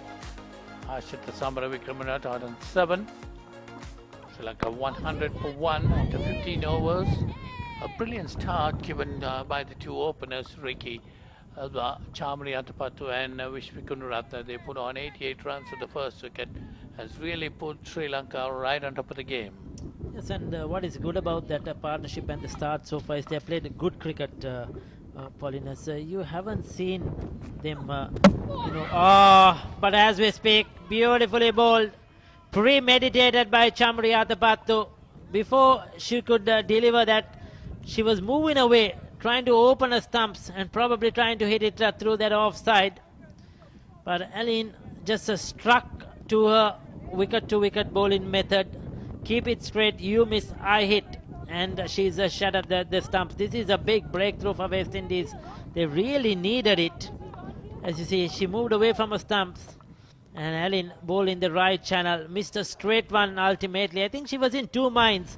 Whether to go for a full-blooded shot through the offside or whether to defend.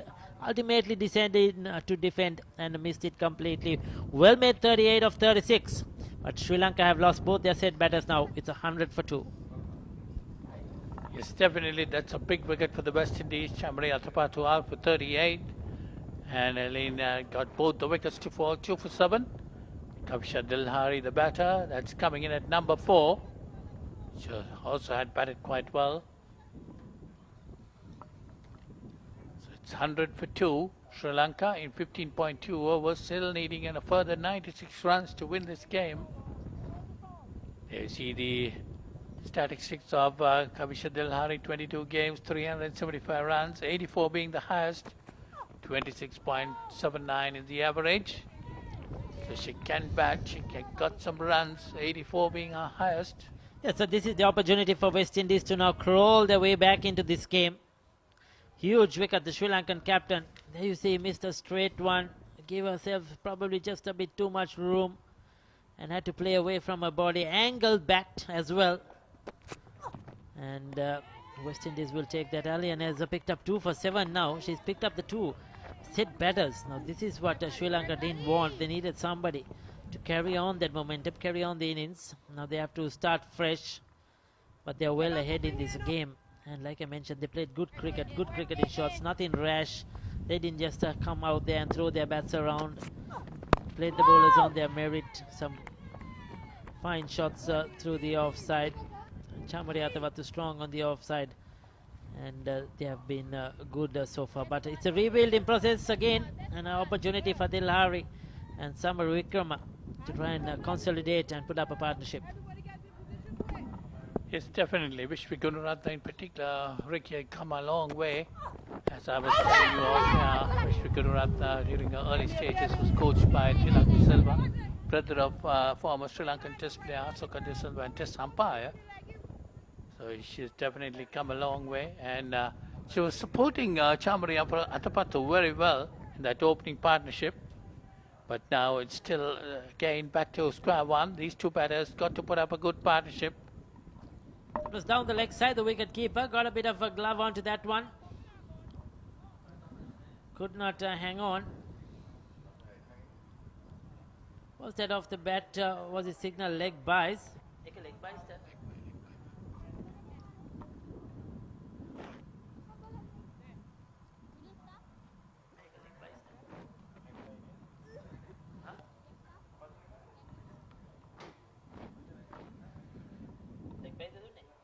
So now there are 95 runs needed for Sri Lanka. They have 34 overs to go. Fletcher, none for 12 after 2 overs. Bowling right arm leg spin. So there you see, we see a leg spinner now in operation. And it's a good time to come in and bowl as well. She's into a third over because 2 fresh batters at the crease. Dilhari still to open account, and Samar Vikram has just faced the 6 deliveries. So there is some time for Fletcher to settle down, knowing that the batters are not going to come after her. Because if Atapattu was batting, she would have to make a different approach, Fletcher, with Atapattu being the left-hander. Yeah, Hush is Samar Vikram. Is also Stuck by a long way. I think, sorry, I have to disturb you, Paulinus. Once again, premeditated. What was Kavisha Dilhari thinking? She just rushed down the track. That pitched, that turned. Good glove work behind the stumps by the wicket keeper, Rashada Williams. quick to whip off the bails. No chance for Harshika Samaravikrama. Now this is the trouble for Sri Lanka. They have lost 3 quick wickets. Beg your pardon, Dilhari is the batter out, Kavisha Dilhari. 3 quick wickets in quick session, and now West Indies very well back in this game. It's 101 for 3. Yes, definitely that was a good delivery there. You see some beautiful pictures coming, taken from the drone camera around the Mahinda Rajapaksa International Stadium here in Surya Baba Hambantota. Hasini Pereira is the new batter coming in at number 5. Sri Lanka now will have to fight hard to win this game and still need another 95 runs to win it. You see the carry statistics: 45 games, 626 runs, 46 been highest, 15.65 average, a strike rate of 51.90. Not a bad performance. She should be able to do better. It's again a tossed up delivery, pushed it back to the bowler. 2 left-handers at the wickets now.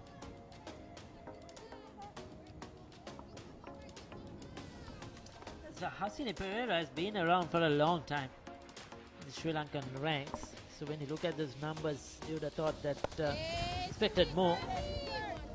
But unfortunately, she hasn't been able to get those big scores. But this was that stump in. Played down the wrong line, a bit of turn as well. Very well bowled, beaten in the flight. Excellent stuff by Fletcher. So you could see the Sri Lanka straight away under a bit of pressure now. Good comeback by West Indies. 101 for 3 after 17.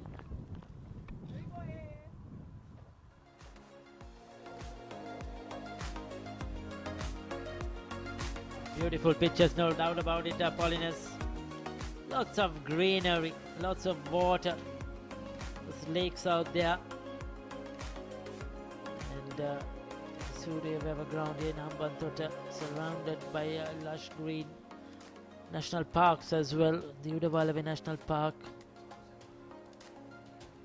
And the southern province of Sri Lanka, of course, famous for its beaches. Well, there are so many places to visit, Ricky. The Hambantota Bird Park, a beautiful place to go. You love the birds, don't you, Paulinus? Of course, bird watching is pretty good. Good for your health. I won't ask you which kind of birds. 102 for 3 at the moment. Our Sri Lankan batters got to concentrate a lot at this stage. 102 for 3. They still need a further 94 runs to win this game. Harshit Samaravikrama quite capable of carrying the Sri Lankan batting through. So these two have to ensure that they put up a partnership now. Another wicket and West Indies will be on top, I feel. So this is very crucial. They cannot afford to just give away their wickets. I thought poor shot selections.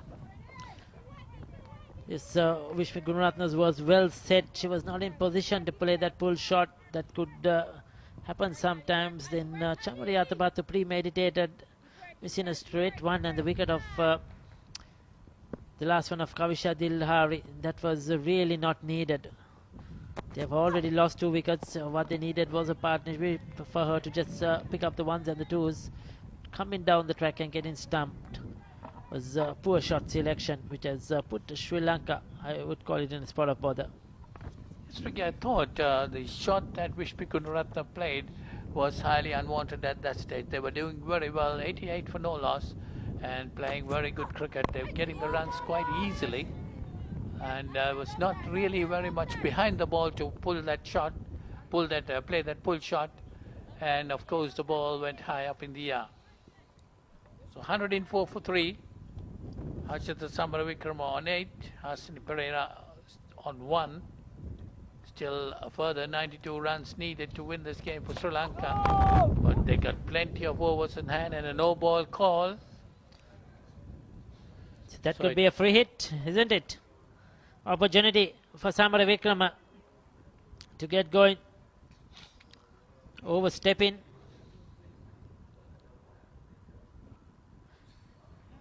So you have to have some part of your foot behind the crease.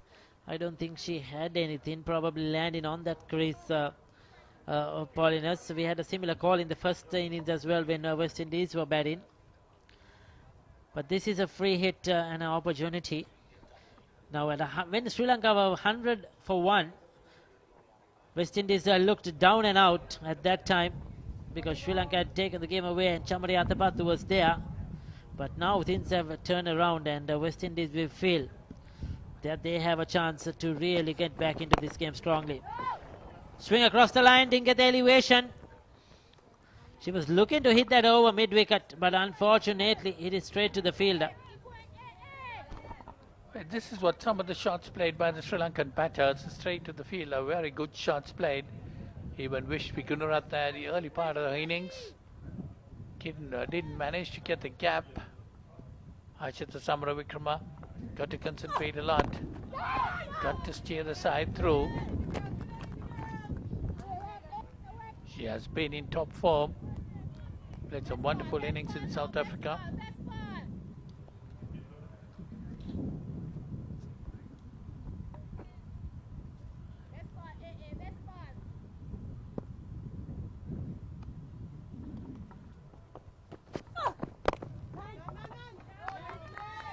Slightly over pitch, but nicely driven, but straight to the fielder again. So that's the end of that over. It's 18 gone. West Indies 105 for 3.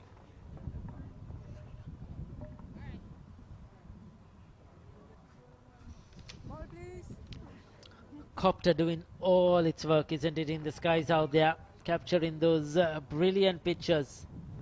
This production, of course, from the Sri Lanka Rupavahini Corporation, coming to you live on Channel I, on the YouTube channel of Sri Lanka Cricket as well. A lot of hard work behind the scenes from our production crew and our producers, and of course the cameramen who are working tirelessly to bring you these all important pictures. The Mahinda Rajapaksa International Stadium, Surya Weber Hambantota. Too short. Just a single though to Pereira. Fletcher will continue. She'll have a tail up after picking up that wicket in the last over. It's definitely a right arm leg spinner. All what a leg spinner needs is to get a wicket or two. Automatically she'll be bowling well after that.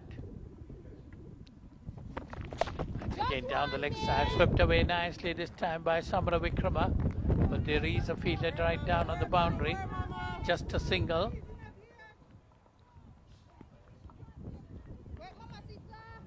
These two batters got to rebuild the innings. Sri Lanka lost their third wicket at 101. That was of Kavisha Dalhari, who was out for naught. That's again nicely played. It's gone towards the boundary, 4 runs. 4 to Hasini Pereira. Yes, so that was beautifully played with outside the off stump this time. She was right on top of that. Hasini Pereira didn't try to hit it too hard. Just caressed that into the gap. The fielder diving effort could not get a hand onto it. That's a good boundary for Hasini Pereira. Will give her a lot of confidence. Yes, Ricky, definitely that will give a lot of confidence to her. Managed to get it in the gap. Well ended up by the fielder, but still could not get a hold on to it. 111 Nelson on the board. 111 for 3 Sri Lanka.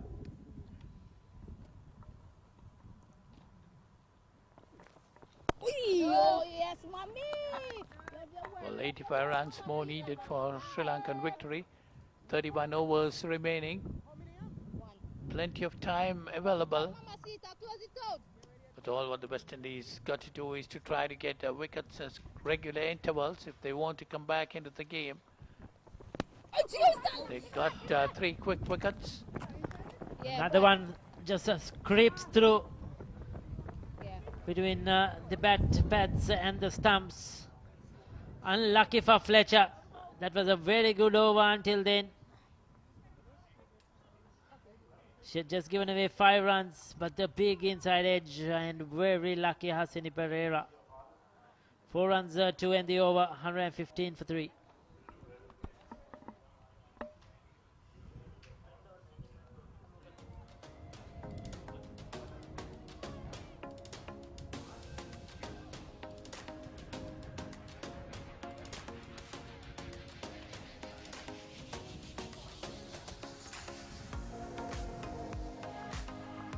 Interesting pictures, isn't it?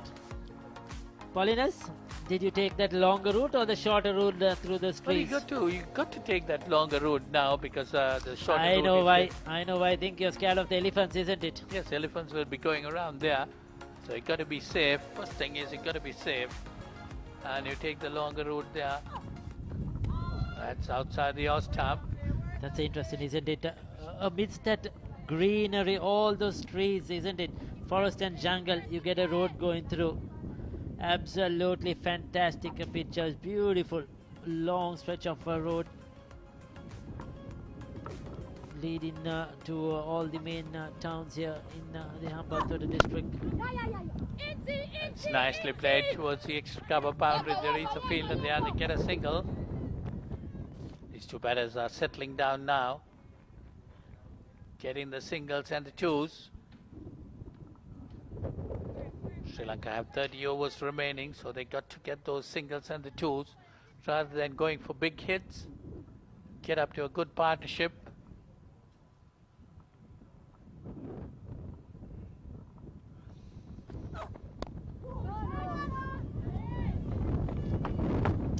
Yeah, she's looking to commit herself onto the front foot, Hasini Pereira.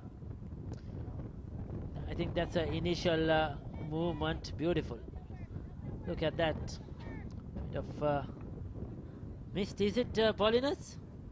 With the temple in the background.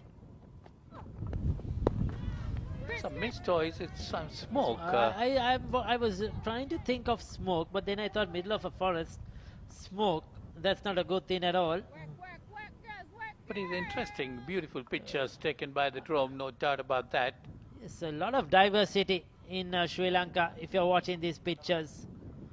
Yeah, it looks like a smoke, Ricky.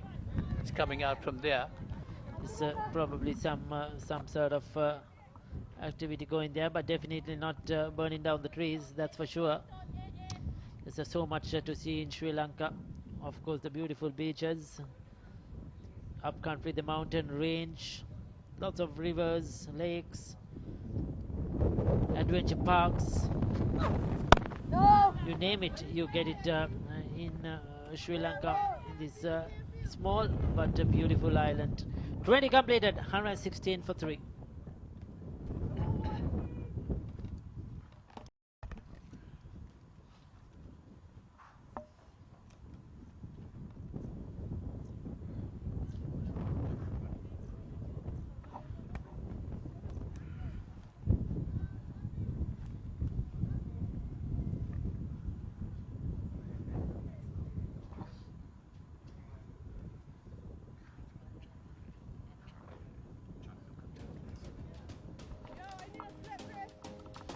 There was an interesting passage of play. The last 5 overs, West Indies with some crucial inroads. These next 5 to 10 overs will be absolutely crucial in determining the outcome of the game. Good afternoon, Chanduka. A very good afternoon to you. Sri Lanka needing just 2.5 runs per over. So this is just Sri Lanka's match to lose. They just don't want to lose any wickets. Yes, and following Charmari's dismissal, and we've seen this happen on countless occasions in the past, where it kind of rattles the middle order at hand.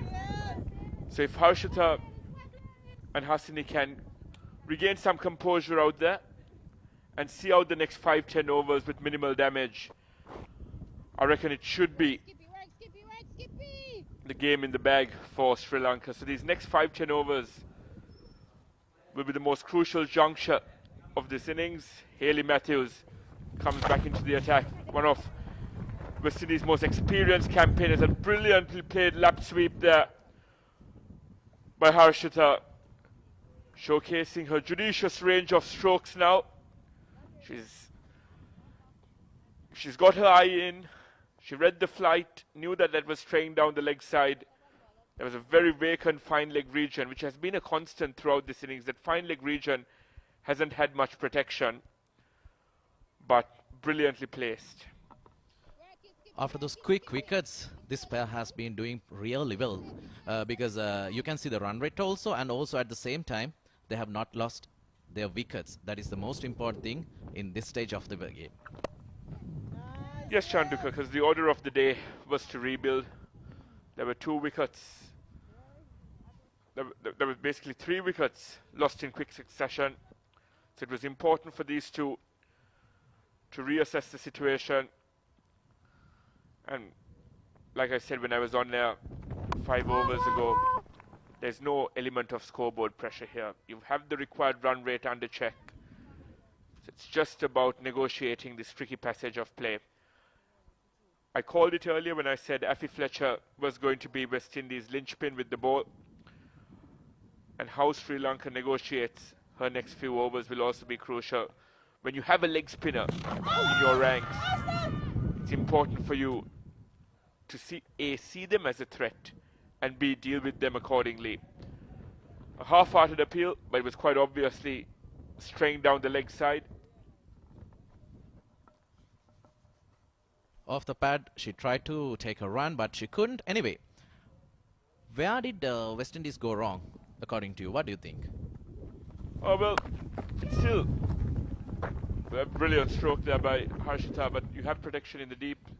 Coming back to your question, Chanduka, well, this is the nature of the game, isn't it? The ebbs and flows of the game. West Indies started off really well with the bat. After that first dismissal, they had a partnership blossoming between Charmaine Campbell and Hayley Matthews. But unfortunately, as you see in this progression chart, Sri Lanka pegged them back at regular intervals, and not just with one scap. And as this age-old adage goes in cricket, when you get 1 wicket, you end up quickly getting another. And you can see that Sri Lanka had back-to-back dismissals at regular intervals. And once that happens, when you have an expected total of around 240, 250 that you're trying to eye in your first innings, you're pegged back significantly, and they struggle to get to 200. But we know the West Indies are a side that are very strong, especially with the ball as well, so I wouldn't write them off just yet. We've seen stranger things happen in the game, and another dismissal here could put the cats amongst the pigeons as far as the Sri Lankan run chase is concerned. So I wouldn't write them off just yet. Sure you do. Sure you don't. Aligned with her pace, she's already got 2 wickets. Oh my God. Just beaten, I think, by an inch. Yeah, and she tempted Pereira to come fetching outside off stump. It was a very tempting line offered by Elaine, and he just missed the outside edge by a whisker, as you said. The outside edge on this occasion just straying past the keeper. Valiant attempt there to try and retrieve it, but there was a vacant slip coordinate. Had there been a first slip, it was straight down first slip's throat. I was just about to say this. I'd like to see West Indies have a more aggressive field, and a conventional first slip would have had that opportunity 9 times out of 10. So a missed opportunity for the West Indies, and when you're behind the 8 ball, or when you're significantly behind the 8 ball, you need to have aggressive field settings in place. We always felt like that was the plan. West Indies was trying to get Pereira into the driving position, and they wanted her to score some runs, and that might get them a wicket. So that was their plan, and it almost worked. Pereira almost went for the shot. It was a defensive shot. She almost went for the shot and almost got out. No, it's been a brilliant spell by Elaine, but you need to have a field to back up your plans. If your plan is to be attacking outside the line of off stump to induce the edge, you need to have a healthy slip cordon in place, and especially against a new batter. I understand if this was Vishnu Gunaratne or Chamara Ratapattu at the crease, who would have been well set at this juncture. But when you have 2 new batters at the crease, you need to attack. And at the end of the 22nd, it's 127 for 3.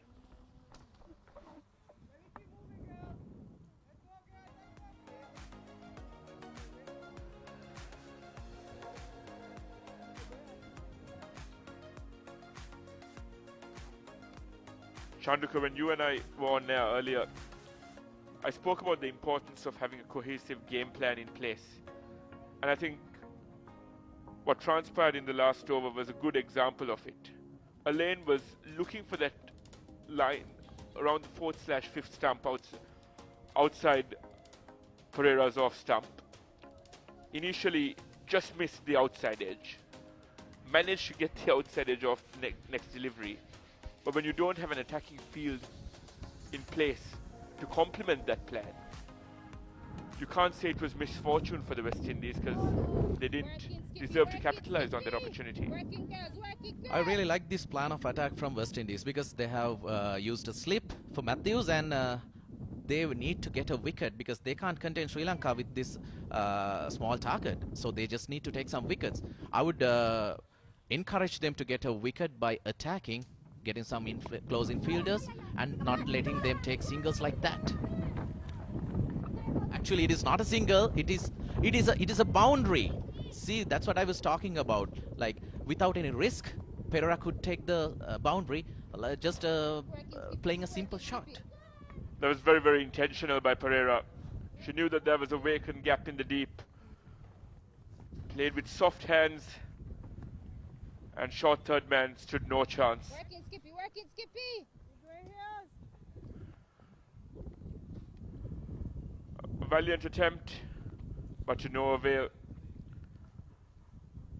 Hayley Matthews, the skipper, bringing herself on. As I said earlier, desperate times demand desperate measures. So it's important for Hayley Matthews to rotate her bowlers well. There's no point leaving your best bowlers to the death. This game is not going to last the distance.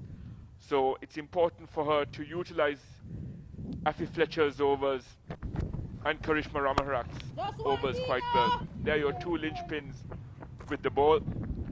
Afi Fletcher has 6 overs left. Karishma Ramaharak has 9 overs left. They've both been prolific in the Caribbean, in the CPL, in the women's CPL. So that's 15 overs left. So I don't see the point in conserving them for the latter stages. You might as well bring them on now and attack from both ends. An outside edge there, deft touch by Harshita once again. Coming back for the second. And yes, our viewers might wonder why Stephanie Taylor hasn't operated yet. One of West Indies' most prolific all-rounders, one of the game's most prolific all-rounders. She hasn't bowled much of late, even in Pakistan during West Indies' most recent series. She only bowled 4 overs throughout the ODI series. So if Hayley Matthews has to resort to experience, you always have Stephanie Taylor in the mix. Again, lifting. See, this is exactly what I was talking about. They are giving away free runs. Like, they have such a small target, and it was a wide, and they are getting 5 runs. Chanduka, I don't blame Hayley Matthews for that. She added some protection on the leg side in the deep. She brought fine leg squarer. Sorry, she brought fine leg slightly finer, had more protection at deep mid-wicket, etc. So I think it was a concerted effort to look to bowl at Samara Vikrama's pads, but that's straight down the leg side. And that's where West Indies will feel that they've missed out on. There have been sporadic moments of brilliance, but they've been unable to have any consistency in terms of lines and lengths and not being able to peg them back. At the end of the 23rd, it's 139 for 3.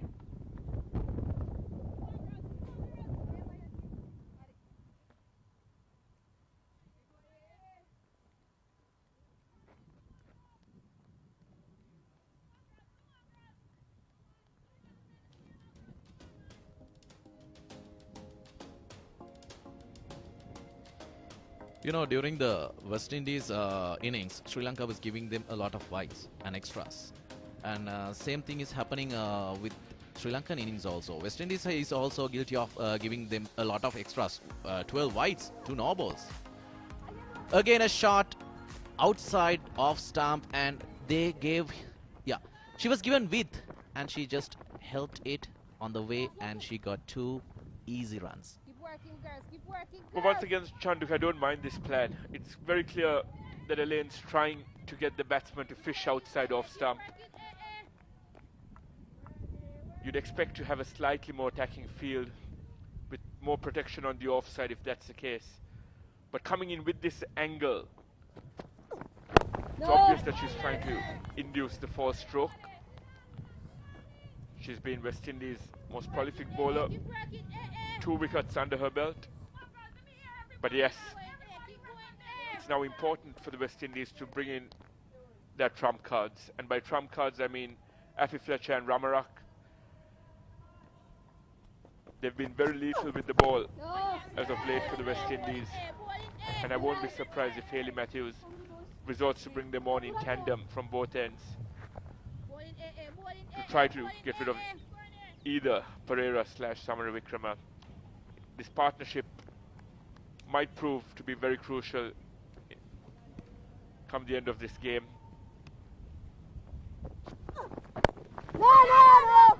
Another dot ball, exactly, Viren. Like, if they don't get a wicket during this over or the next, I think this game is long gone from West Indies grasp, because the target is very small, because it's the only thing that they can count on. Strange things have happened in this game, Chanduka, and it's all about eating into that target now for Sri Lanka. And yes, the only way the West Indies can peg them back is by getting a couple of dismissals now. But this is brilliant running by Pereira and Samara Wickrama. They're identifying those gaps, placing the shot placements have been on point, and they've executed their plans brilliantly. It's one thing trying to come up with a plan, but execution and application of those said plans has been very, very accurate on the part of this pair. And at the end of the 24th, it's 143 for 3.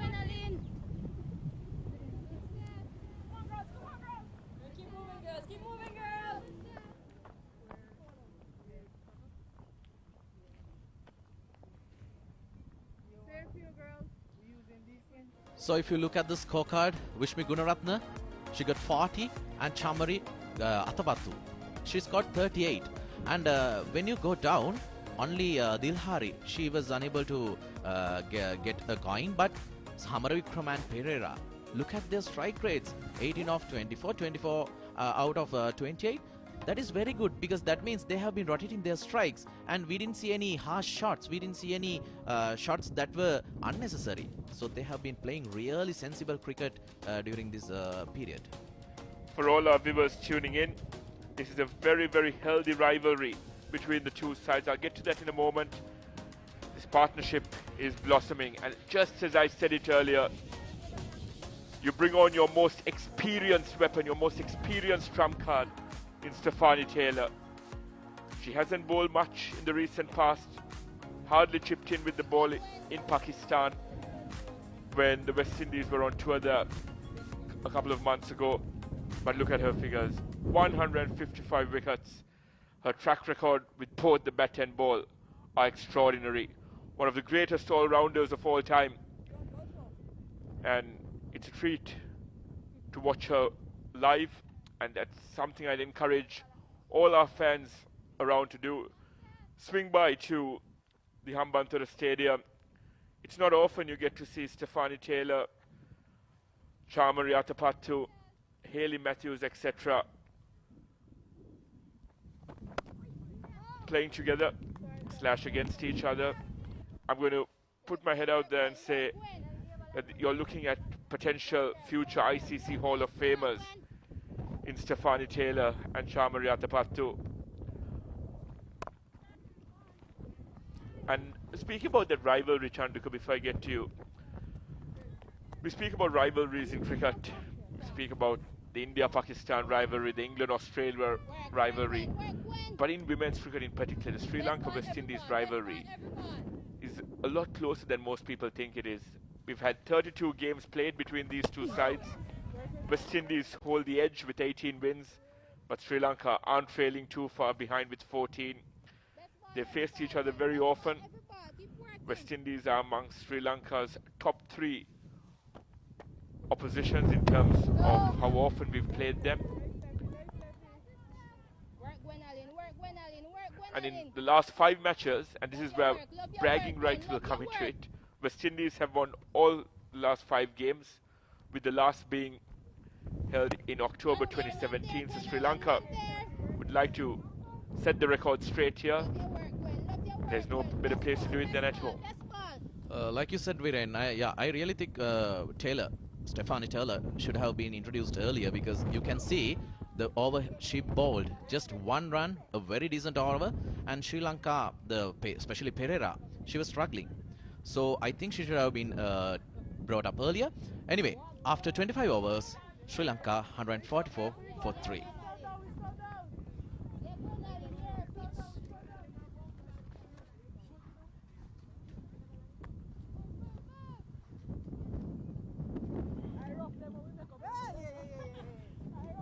There you go, having a look at.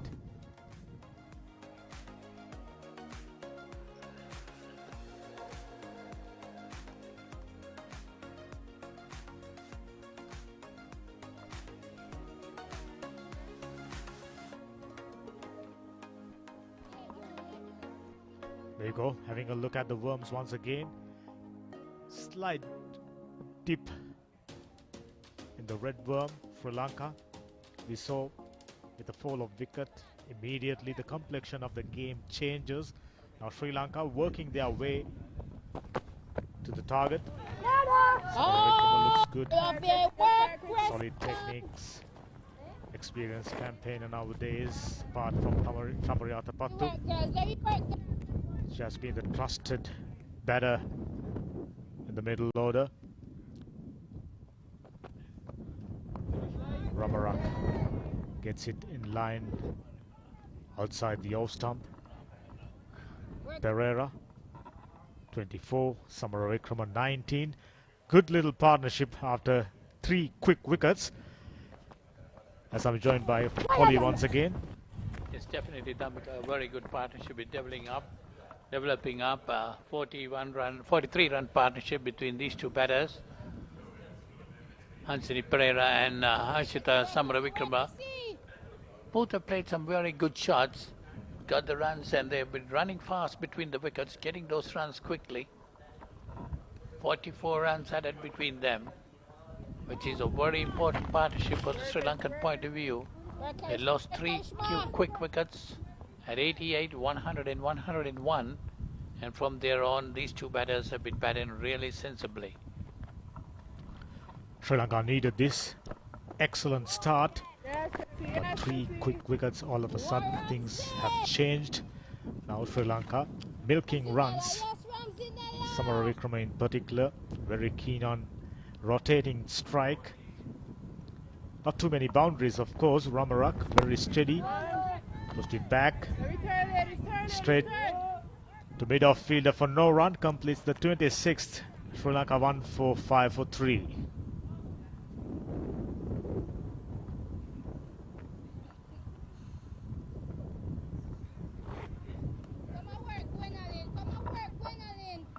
You see the West Indian bowling, 2 for 22 for Alain and 1 for 22 for Fletcher.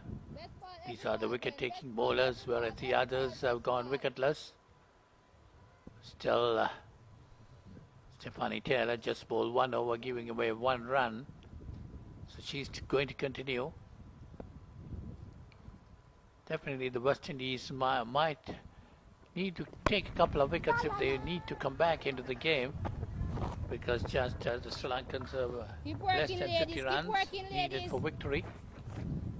There's plenty of time remaining, 23 overs remaining to get those 50 runs. We've spoken about off commentary. When Chamari is in the middle, level of confidence among spectators in the dugout as well as the players in the middle is sky high. The moment she got out, everything calmed down drastically. That's where the importance of batters like Samaravikrama comes in. Hasini Pereira, experience, been around for a while. This is their time to shine. definitely because Harshita Samaravikrama had a very good tour of South Africa. Played some wonderful innings. Vishwi Gunaratne looks coming good.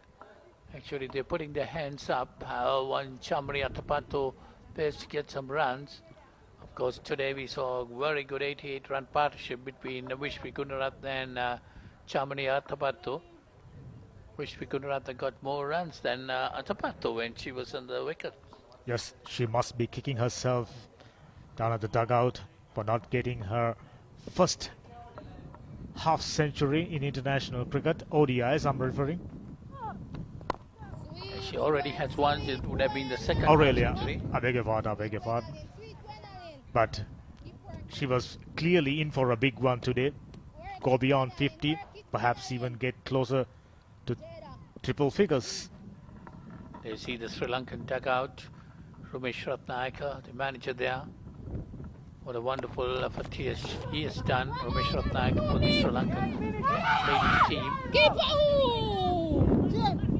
Excellent communication.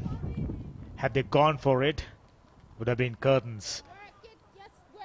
Fielder down at the deep, coming, charging quickly. Positivity among the players. That's the mantra. I mentioned that on commentary. It was quite clear.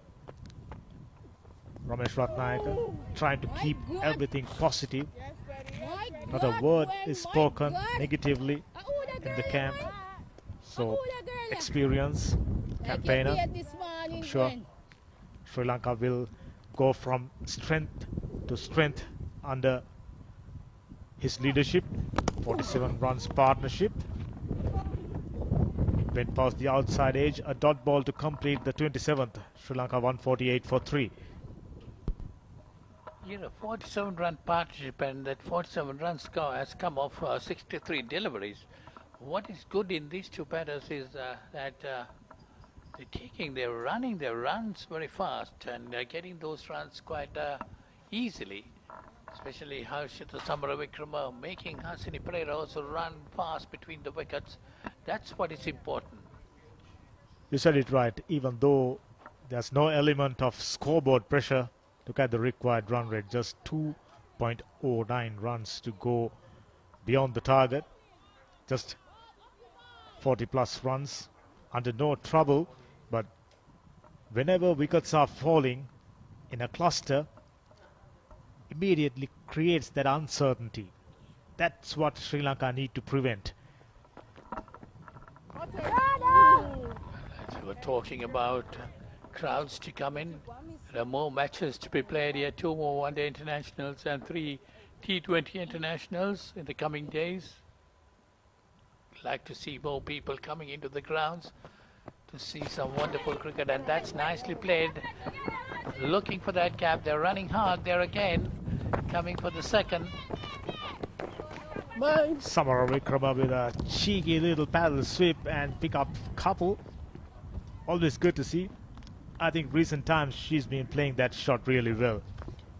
In South Africa against New Zealand, 150 runs on the board, looking relatively comfortable, still not out of the woods. No, definitely still not out. West Indies can still come back into the game if they get a couple of wickets soon as possible. I say that would have been quite close. Oh, it's probably... No, it's not going into the referral system. Quite happy with the decision.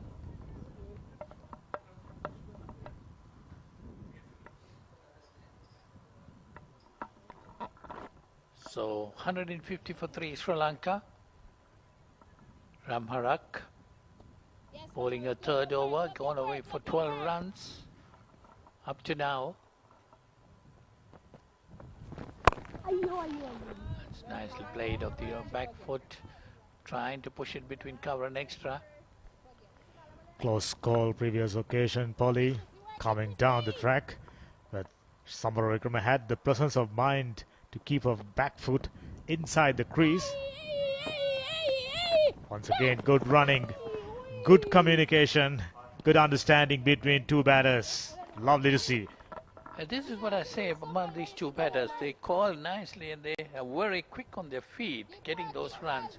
A 50-run partnership, very well played. You see 50 runs coming off 62 deliveries, which is a very good performance at this stage. You're right, large portion of runs courtesy of singles and twos. There you go once again. Lovely hands.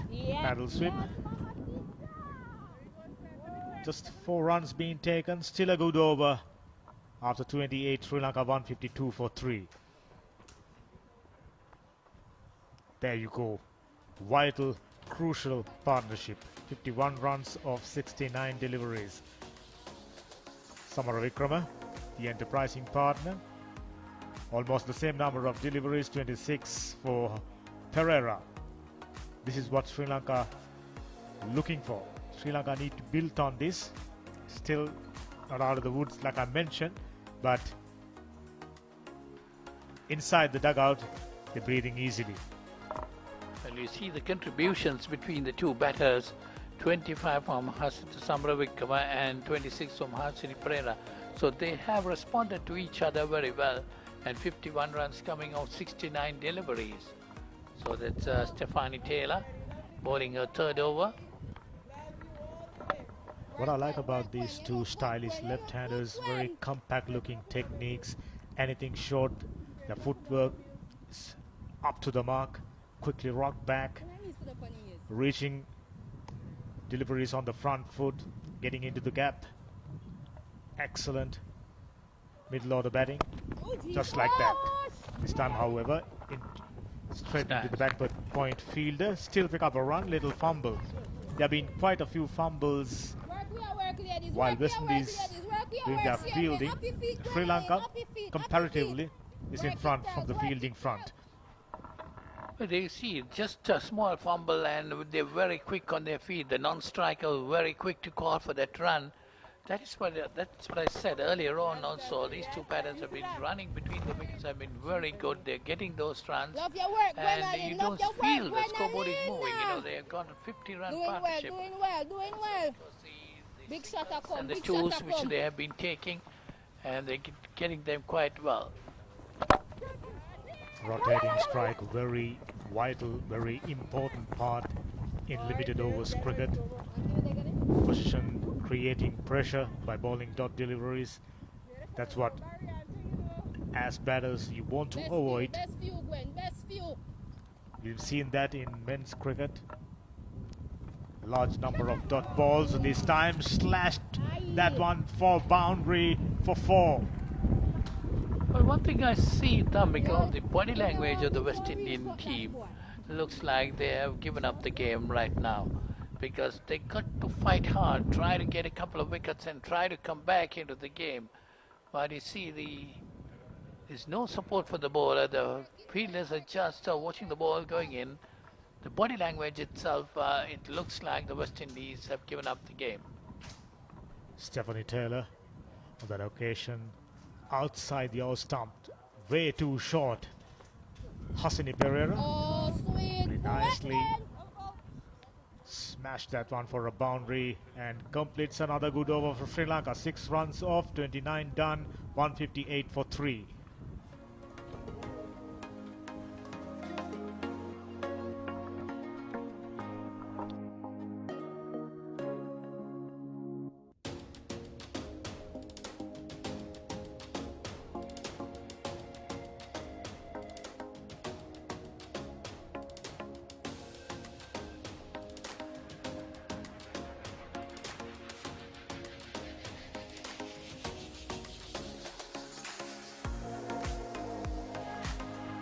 Definitely a very good scorecard for Sri Lanka. There's the bowling card of the West Indies.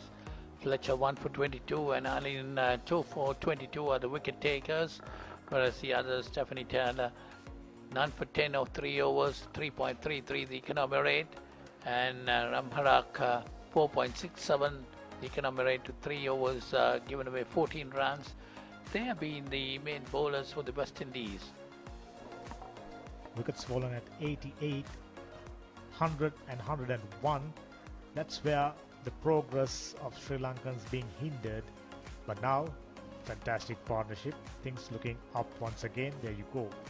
As two worms indicating. You see the worm, two worms. Sri Lankan worm right on top there. The red color one, just 3 wickets down. Needing another 38 runs with 21 overs remaining. So plenty of time there for Sri Lanka to win this game. The West Indies, all what they got to do is they got to take wickets if they want to come back into this game. Having batted so well, I'd love to see these two batters complete the game, finishing it up, doing the finishing touches. That way, Sri Lanka will move on to the next game high on confidence. They don't want to lose more wickets. Resounding victory will set things up for Sri Lanka.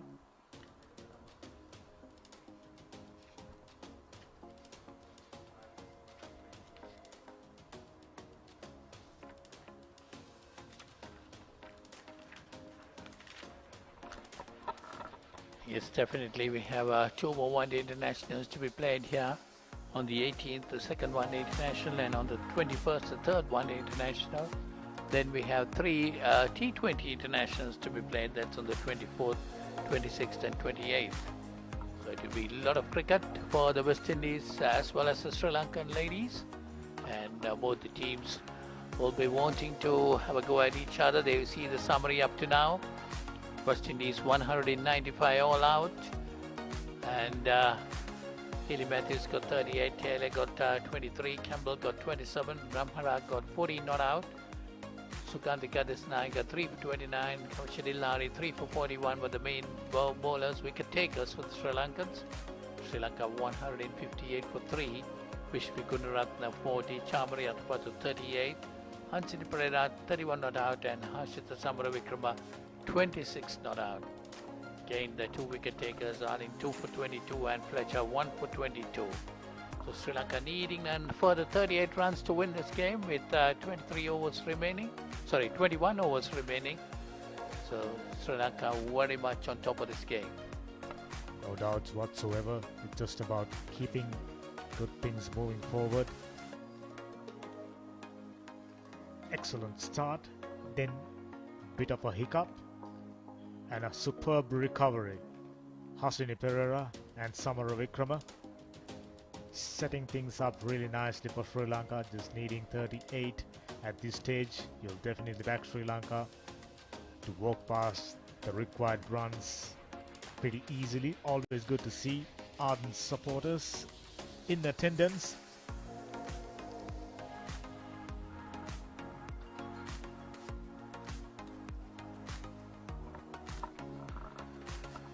These 2 players have put on 57 runs. Well, they were 101 for 3 with that sudden collapse. Well, West Indies might have got some kind of encouragement. They're back in the game. Had they taken another wicket or 2, they would have definitely been back in the game at that stage. Exactly. That's why this partnership is really significant one. Oh, a little bit of turn, a little bit of drift, pitch outside the off stump and moved away. Not too far from the outside edge. Samaravikrama having a good look. That's nicely swept away this time by Samaravikrama. Looking for the second, but happy with having one there because the ball straight went into the deep mid-wicket fielder. It's 1 more to the Sri Lankan total. Takes it on to 158. Sorry, 159 for 3. As you know, Polly, Samaravikrama as well as some Hasini Pereira, very strong sweepers. So to handle good spinners for bowling outside the off stump, one way of doing that is to sweep across the line, get your front foot outside the off stump, just like that. Even if you misses, you got your pad behind the delivery, struck outside the off stump, no way you get caught. LBW, smart, intelligent batting. But you got to be careful on that.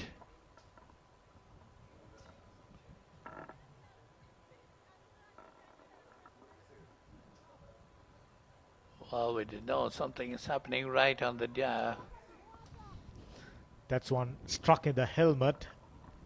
And these days, there are protocols you need to adhere to.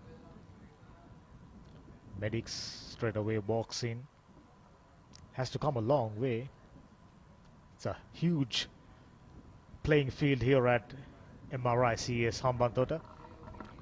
Well, the concussion test has to be done according to the rules today. So, you see Sri Lankan physio right out there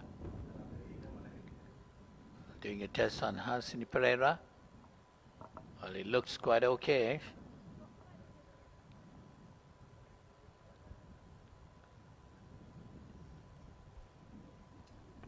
Took the edge onto the grill. No real impact, but always good to see protocols being adhered. Needing 37, Sri Lanka is in front. The viewers, the supporters, they must be very happy about the performance by the Sri Lankans today. They were brilliant in the field. Other than few mistakes, they did all right. Apart from bowling few wides. That's Oh, really nicely driven. played. But still got the fielder in the deep. It's always good to see both batters, two left-handers, batting sensibly.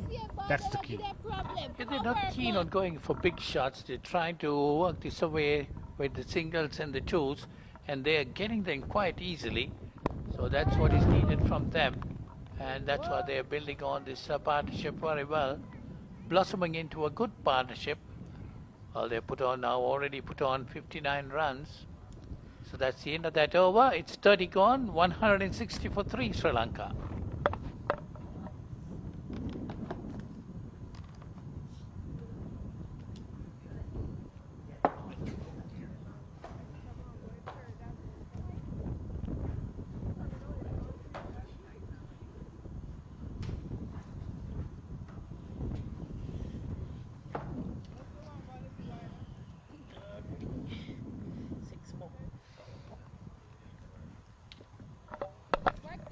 Time for some selfies to the few spectators who are here watching this game. Have come to support the Sri Lanka women's team. Neatly paddled away. Very delicate Harsini Pereira. She's played a good mature innings. Samara Vikrama continuing a good form, and this partnership has steadied this run chase. What also they are proving is Viren, even though they lose the wicket of Chamari Athapathu, now that Sri Lanka has a middle order that could win them games, set respectable scores. You know, in the years gone by, what happens is when Chamari Athapathu scores, Sri Lanka wins, and when she fails, Sri Lanka used to crumble and get out to small scores. You know, in a one-day game, very hardly you see them going past 130 run mark. In a T20 game, it's around 80 or 100. But now those things have drastically changed over the last 1 to 2 years, isn't it? Yes, Ricky.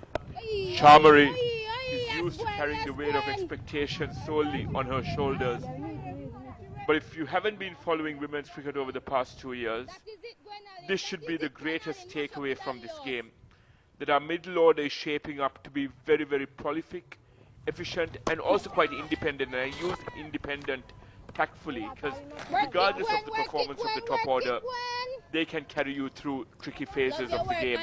And this is also against a very experienced bowling attack. No doubt about it. West Indies is a quality side. One whitewashed Pakistan in Pakistan, 3-0 in the ODI series. Once again, beautifully played. Played it late, waited on it. Harsini Pereira got the width she was looking for. There were two fielders behind square, and she had to bisect them. Beautifully done. Absolutely fantastic placement. Surgeon-like precision there from Harsini. That was immaculately timed and quite intentional as well in terms of piercing that gap. But from a West Indies perspective, Ricky, it's good to see Stefanie Taylor bowling again. She only bowled 4 overs in that Pakistan series. She's already bowled 4 here, and for the rest of this limited overs leg, they'd like to see her bowl more often. It's a 31 completed, 166 for 3. Hasini Pereira, the left-hander, has done a superb job, 38 of 52. Very decent strike rate, 6 fours in this innings. So far, she's played shots both sides of the wicket and has carried on that momentum which Vishnu Gunaratne and Atabatu started off with in the start of the innings. Adding on to that, I think on these conditions, I think they need Stefanie Taylor to bowl much more, especially going into the T20 World Cup to be played in Bangladesh in a couple of months' time. You know, you need all your spin options, slow bowlers, similar conditions in Bangladesh as well. So the more she bowls, and because with her experience, that will certainly, you know, give a lot more weight to this West Indies bowling attack. Agreed. They have a prolific spin trio, or a quartet rather, with Hayley Matthews, Karishma Ramharak, Afi Fletcher and Stefanie Taylor. I was very impressed by Ramharak in the women's CPL. She was expensive in her first over, went for 9, but has recovered quite well. Seems you watch these T20 leagues quite a lot, Viren, from around the world. I didn't even know that they showed the women's CPL impact on the TV until you told me just now. And that's something that our women's cricketers can target as well. With these teams coming down, there's wide outreach for our players, and I'm sure the likes of Samara Vikrama, Pereira, etc. will be scouted by franchises around the world. We have the WIPL, the women's CPL, the 100 as well. And good performances like this will certainly count, no doubt about it. It's good to see these players, the youngsters, Vishnu Gunaratne, Samara Vikrama, performing well with the bat. Pereira is a senior player, has been around as now. I think she's at the peak of a game.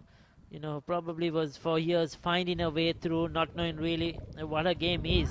And I think now she's got that all together and delivering on the potential, the talent she's had. And credit to the Sri Lankan selectors as well, coaches, for having faith in Hasini Pereira, sticking with her.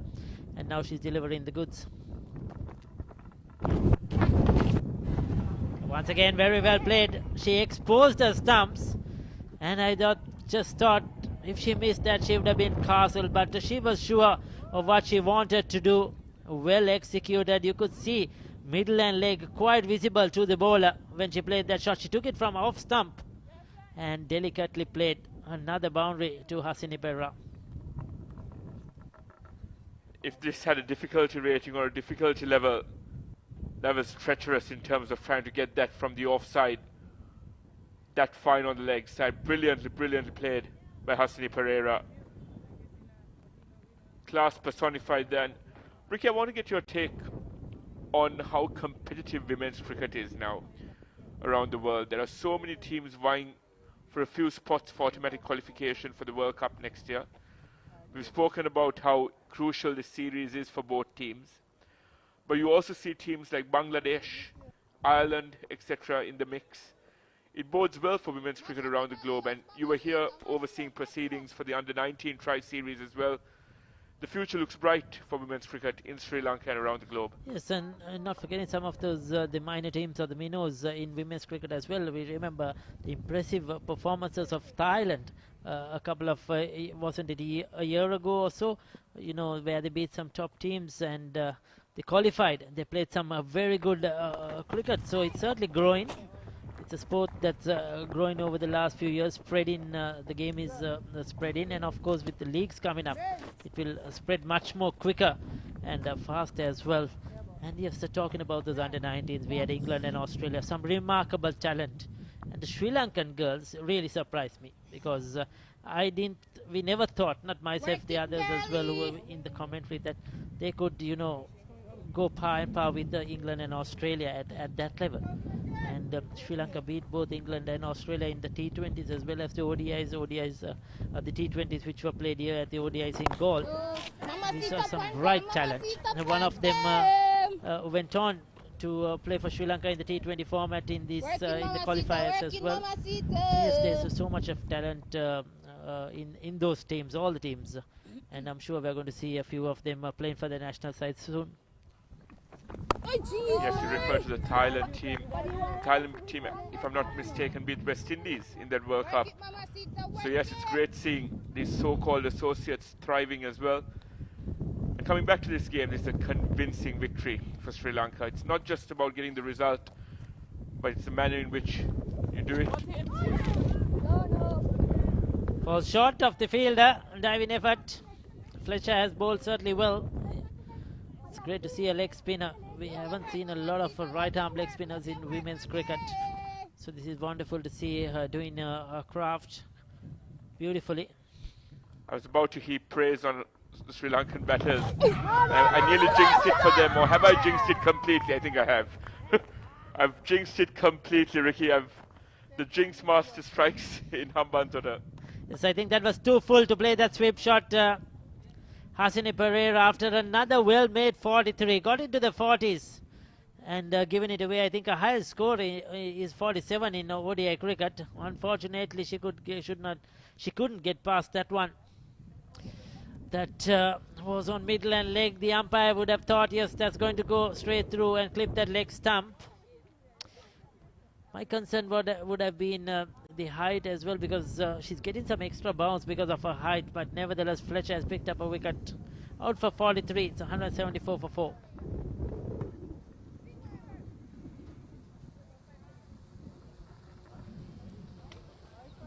Well flighted by Afi Fletcher. I said that she was going to be one of them most potent threats with the ball. But this is in line with what we've seen from our batters.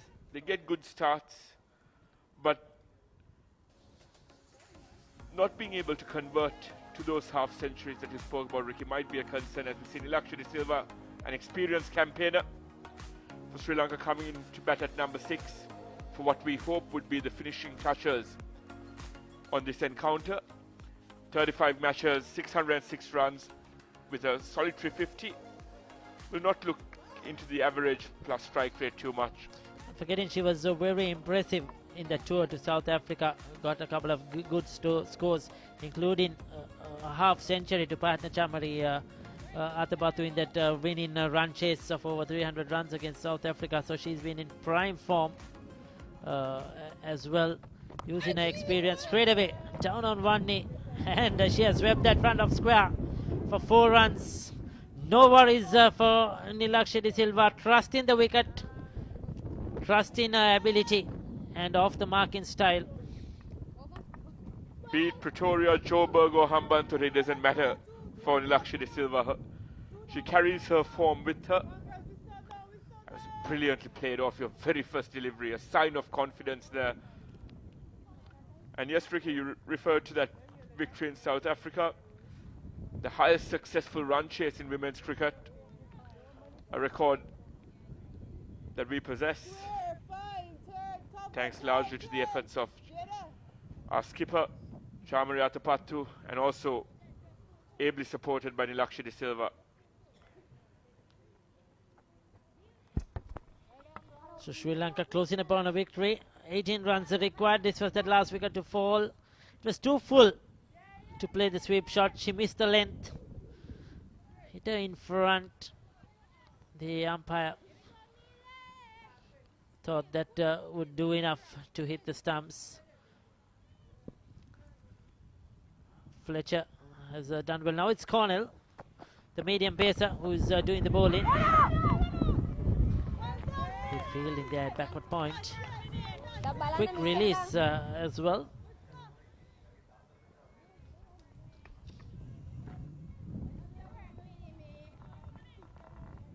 And Ricky, a quick word on Harshita Samaravikrama, a youngster in the side, but already staking a claim for herself with some brilliant match-winning knocks as of late.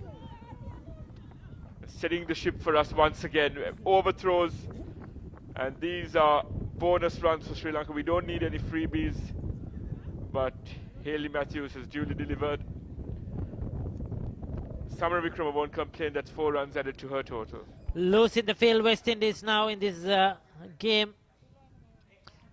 She was looking to try and get a run out. Oh, the batter was comfortably home. That was not good throw at all, and no one was backing up. There was no chance that the skipper could get to that one. So 4 runs given away, and just 14 runs now required. Sri Lanka on a canter here, and if they could get this within that 40 over mark, I think they will be really thrilled. Yeah, it's a statement of authority for Sri Lanka. It sets the tone and the message to the West Indies camp that Sri Lanka are well and truly in the ascendancy in this series. And that's why a convincing victory early on just sets the right tone and tempo for the rest of this leg, the limited overs leg here in Hambantota.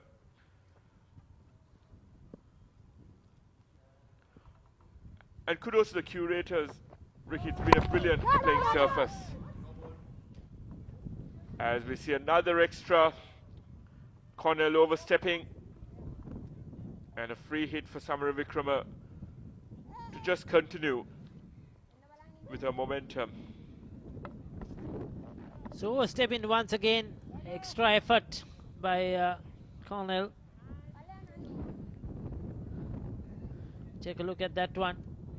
Yes, nothing behind. You have to have something behind the pop-in crease, but unfortunately Cornell didn't have any part of a boot behind the crease. Oh, that's high in the air. A slow delivery just floated up. Oh, and that's 4 more. Samara Wickrama taking on the bowler, the free hit. It was a slow, loose delivery. She gave it her all. Hit it very high into the skies, but had enough as well when it came to the distance to clear that mid-on fielder. 1 bounce over the ropes for 4. Signed, sealed and delivered by Samara Wickrama over mid-on. And yes, Ricky, as I was saying earlier, kudos to the ground staff. It's been a brilliant playing surface. There's been something in it for everyone. Straying down the leg side once again. There's been something in it for everyone. And since we are playing all our games here in this venue, we hope the wickets hold true throughout. Yes, I think they will definitely. There is about 3 to 4 surfaces that will be rotated and used as the games progress. And yes, it will be good for run scoring as well. We haven't seen anything grip and turn at all, so that means the wicket has stayed true right throughout. It's just that the West Indies, when they were batting, they didn't really apply themselves, isn't it? Risky too, but they've got home. None of the batters were sort of committed to bat the 50 overs. Once Hayley Matthews was out, they needed somebody to take that responsibility, and then towards the end, Stephanie Taylor was run out as well. But the others in between, you know, were not committed. They were a bit loose in their shot selection. So Harshita, there you go.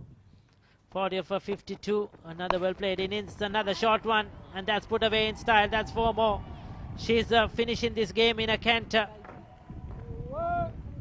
She's struck, 3 boundaries in this over. Very expensive one, 16 off it. Of corner, 34 completed, 194 for 4.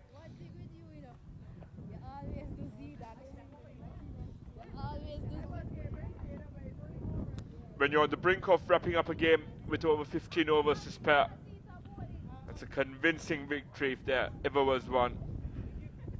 Kudos to Ramesh Ratnayaka, Chamari Atapattu and the rest of the team.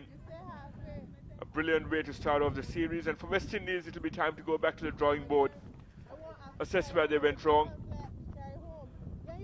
They had quite a few starts, but no one really converted. And this is the kind of a victory you would like to have in a World Cup, isn't it? To boost your net run rate. Imagine, it's a huge victory. And Sri Lanka beating the mighty West Indies with what you said, like you said, almost 15 overs to spare. It's a huge victory, and they haven't chased down a small score. 195 is a decent score. It has been a match-winning score, in the past. On any day, if you bowl well, things can turn around. Oh, big one through mid-wicket. Finishing off in style indeed. This time De Silva. 4 runs, and this is a real crash in for West Indies. They win by 6 wickets. More importantly, they have won in the 35th over, so 15 overs to spare. And this is a West Indies team that whitewashed Pakistan in Pakistan as well before they came to Sri Lanka. So it was an informed West Indies team, and Sri Lanka have really outperformed, and it's been a splendid performance right from the start. Winning the toss, selecting to field first. Atapattu was confident that she has the bowlers to restrict West Indies, and they did so in style, bowling them out for 195. And right from ball number 1 in that run chase, both Gunaratne, Atapattu, Hasini Pereira, Samara Vikram and Nilakshi De Silva, all the batters have just gone after the West Indies bowling, got their runs in quick time, and ensured a comfortable, much needed victory for Sri Lanka by 6 wickets. Well said, Ricky, and very well summed up. Emphatic victory for Sri Lanka. And that stroke was the icing on the cake by Nilakshi De Silva. A resounding victory to kick off this series. And you get crucial championship, women's championship points in the bag. And now you can start counting down your road to the World Cup next year. Sri Lanka now require 4 wins out of their next 5 games to guarantee a spot in the World Cup. That will mean a lot to this team, a lot to Sri Lanka cricket as well. Kudos to Sri Lanka cricket and the team for delivering on the big stage against world-class opposition. Let's not forget the West Indies are world champions in T20 cricket, have a brilliant track record in ODI cricket as well. We're going up against the likes of Stephanie Taylor, Hayley Matthews, household names in women's cricket. So yes, the best possible start for Sri Lanka. So Ramesh Ratnayaka and his team, the coach, will be very, very happy with this performance. They totally outplayed the West Indies. What a way to start the game for them. And they've shown a lot of energy, a lot of positivity, and excellent performance. Just clinical in their approach, bowling, fielding. Their catching was really good. A couple of runouts as well. And their bowling was spot on. The spinners, they bowl well in the power play. And their batting has continued the good work which they have had in the last few months. We'll take a look. Chasing 196, Gunaratne 40 of 51, Atapattu 38 of 36. Everybody have got their runs in quick time. Samara Vikram 44 of 53, not out. Kavisha Dillari was the lone exception. Rush of blood coming down the track and getting stumped. But Hasini Pereira 43 of 59, and even Nilakshi De Silva finishing it off. 18 just 2 balls, hitting 2 fours. 25 extras. Even Sri Lanka gave away 20 odd extras in their innings, but West Indies, certainly that will be a mark of concern for them. Taking a look at the bowling, just 2 for 31 or for 5.5 overs to Fletcher Ali, and 2 for 22. She was the pick of the bowlers. The others could not really make a huge impression, and Sri Lanka winning very comfortably. So we'll take a look at these highlights of this Sri Lankan run chase. West Indies would have thought they could make a fight of it, isn't it, Viren? Started off with a few scratchy shots, but then they settled in. Yes, Ricky. Vishmi Gunaratne and Chamari Atapattu laid the near-perfect foundation for Sri Lanka. When you post a near-century runs 10, it eases the pressure of the rest of your top/middle order. Yes, there were some streaky edges, etc., but you had some brilliant stroke play in spurts as well. They found the gaps with ease, rotated strike really well, and Chamaratapatthu just did what she does best, which is take the attack to the opposition. It's a contrasting players. Vishmi Gunaratne more depends on time in placement. Chamaratapatthu pure power, isn't it? Left hand, right hand combination. Chamaratapatthu not afraid to clear the inner field. Vishmi Gunaratne more player that likes to just hit the gaps. But I like the momentum they showed, the commitment they showed, and it's good to see even the likes of Vishmi Gunaratne having more shots now in her tank. Unlike before, she was just a pusher and a nudger, but now plays those battle sweeps, sweep shots, looks to come down the track. Much more variety in her batting, and this is positive signs for Sri Lanka cricket. Hasini Pereira and Samara Vikrama just doing the finishing touches towards the end. Yes, a vital partnership. There was a mini collapse of sorts, but Hasini and Harshita steadied the ship and got Sri Lanka across the line, with a brief cameo by Nilakshika De Silva as well, who applied the finishing touches on what was a resounding victory for the Sri Lankan side. And as I said, it's time for the West Indies to regroup and come back stronger on Tuesday. It'll be a must-win affair for them.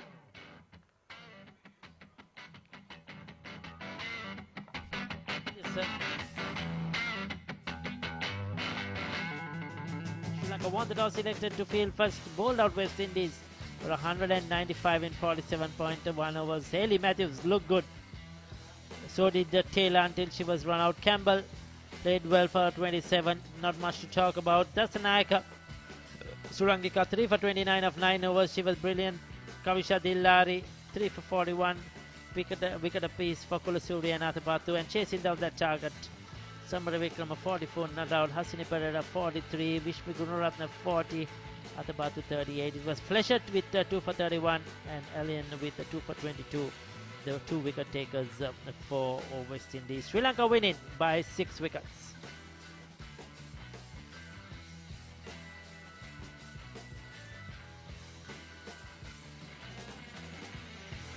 Still early here in Hambantota. Sri Lankans deciding we could go back home early, and that's a good sign indeed. The next game will be in a couple of days from now on the 18th. That is Tuesday, and of course there will be 9:45. We'll be coming to you live 9:45 on Channel I, and of course on the YouTube channel of Sri Lanka Cricket. But the second women's ODI between Sri Lanka women's team and West Indies women's team from Hambantota. There you go.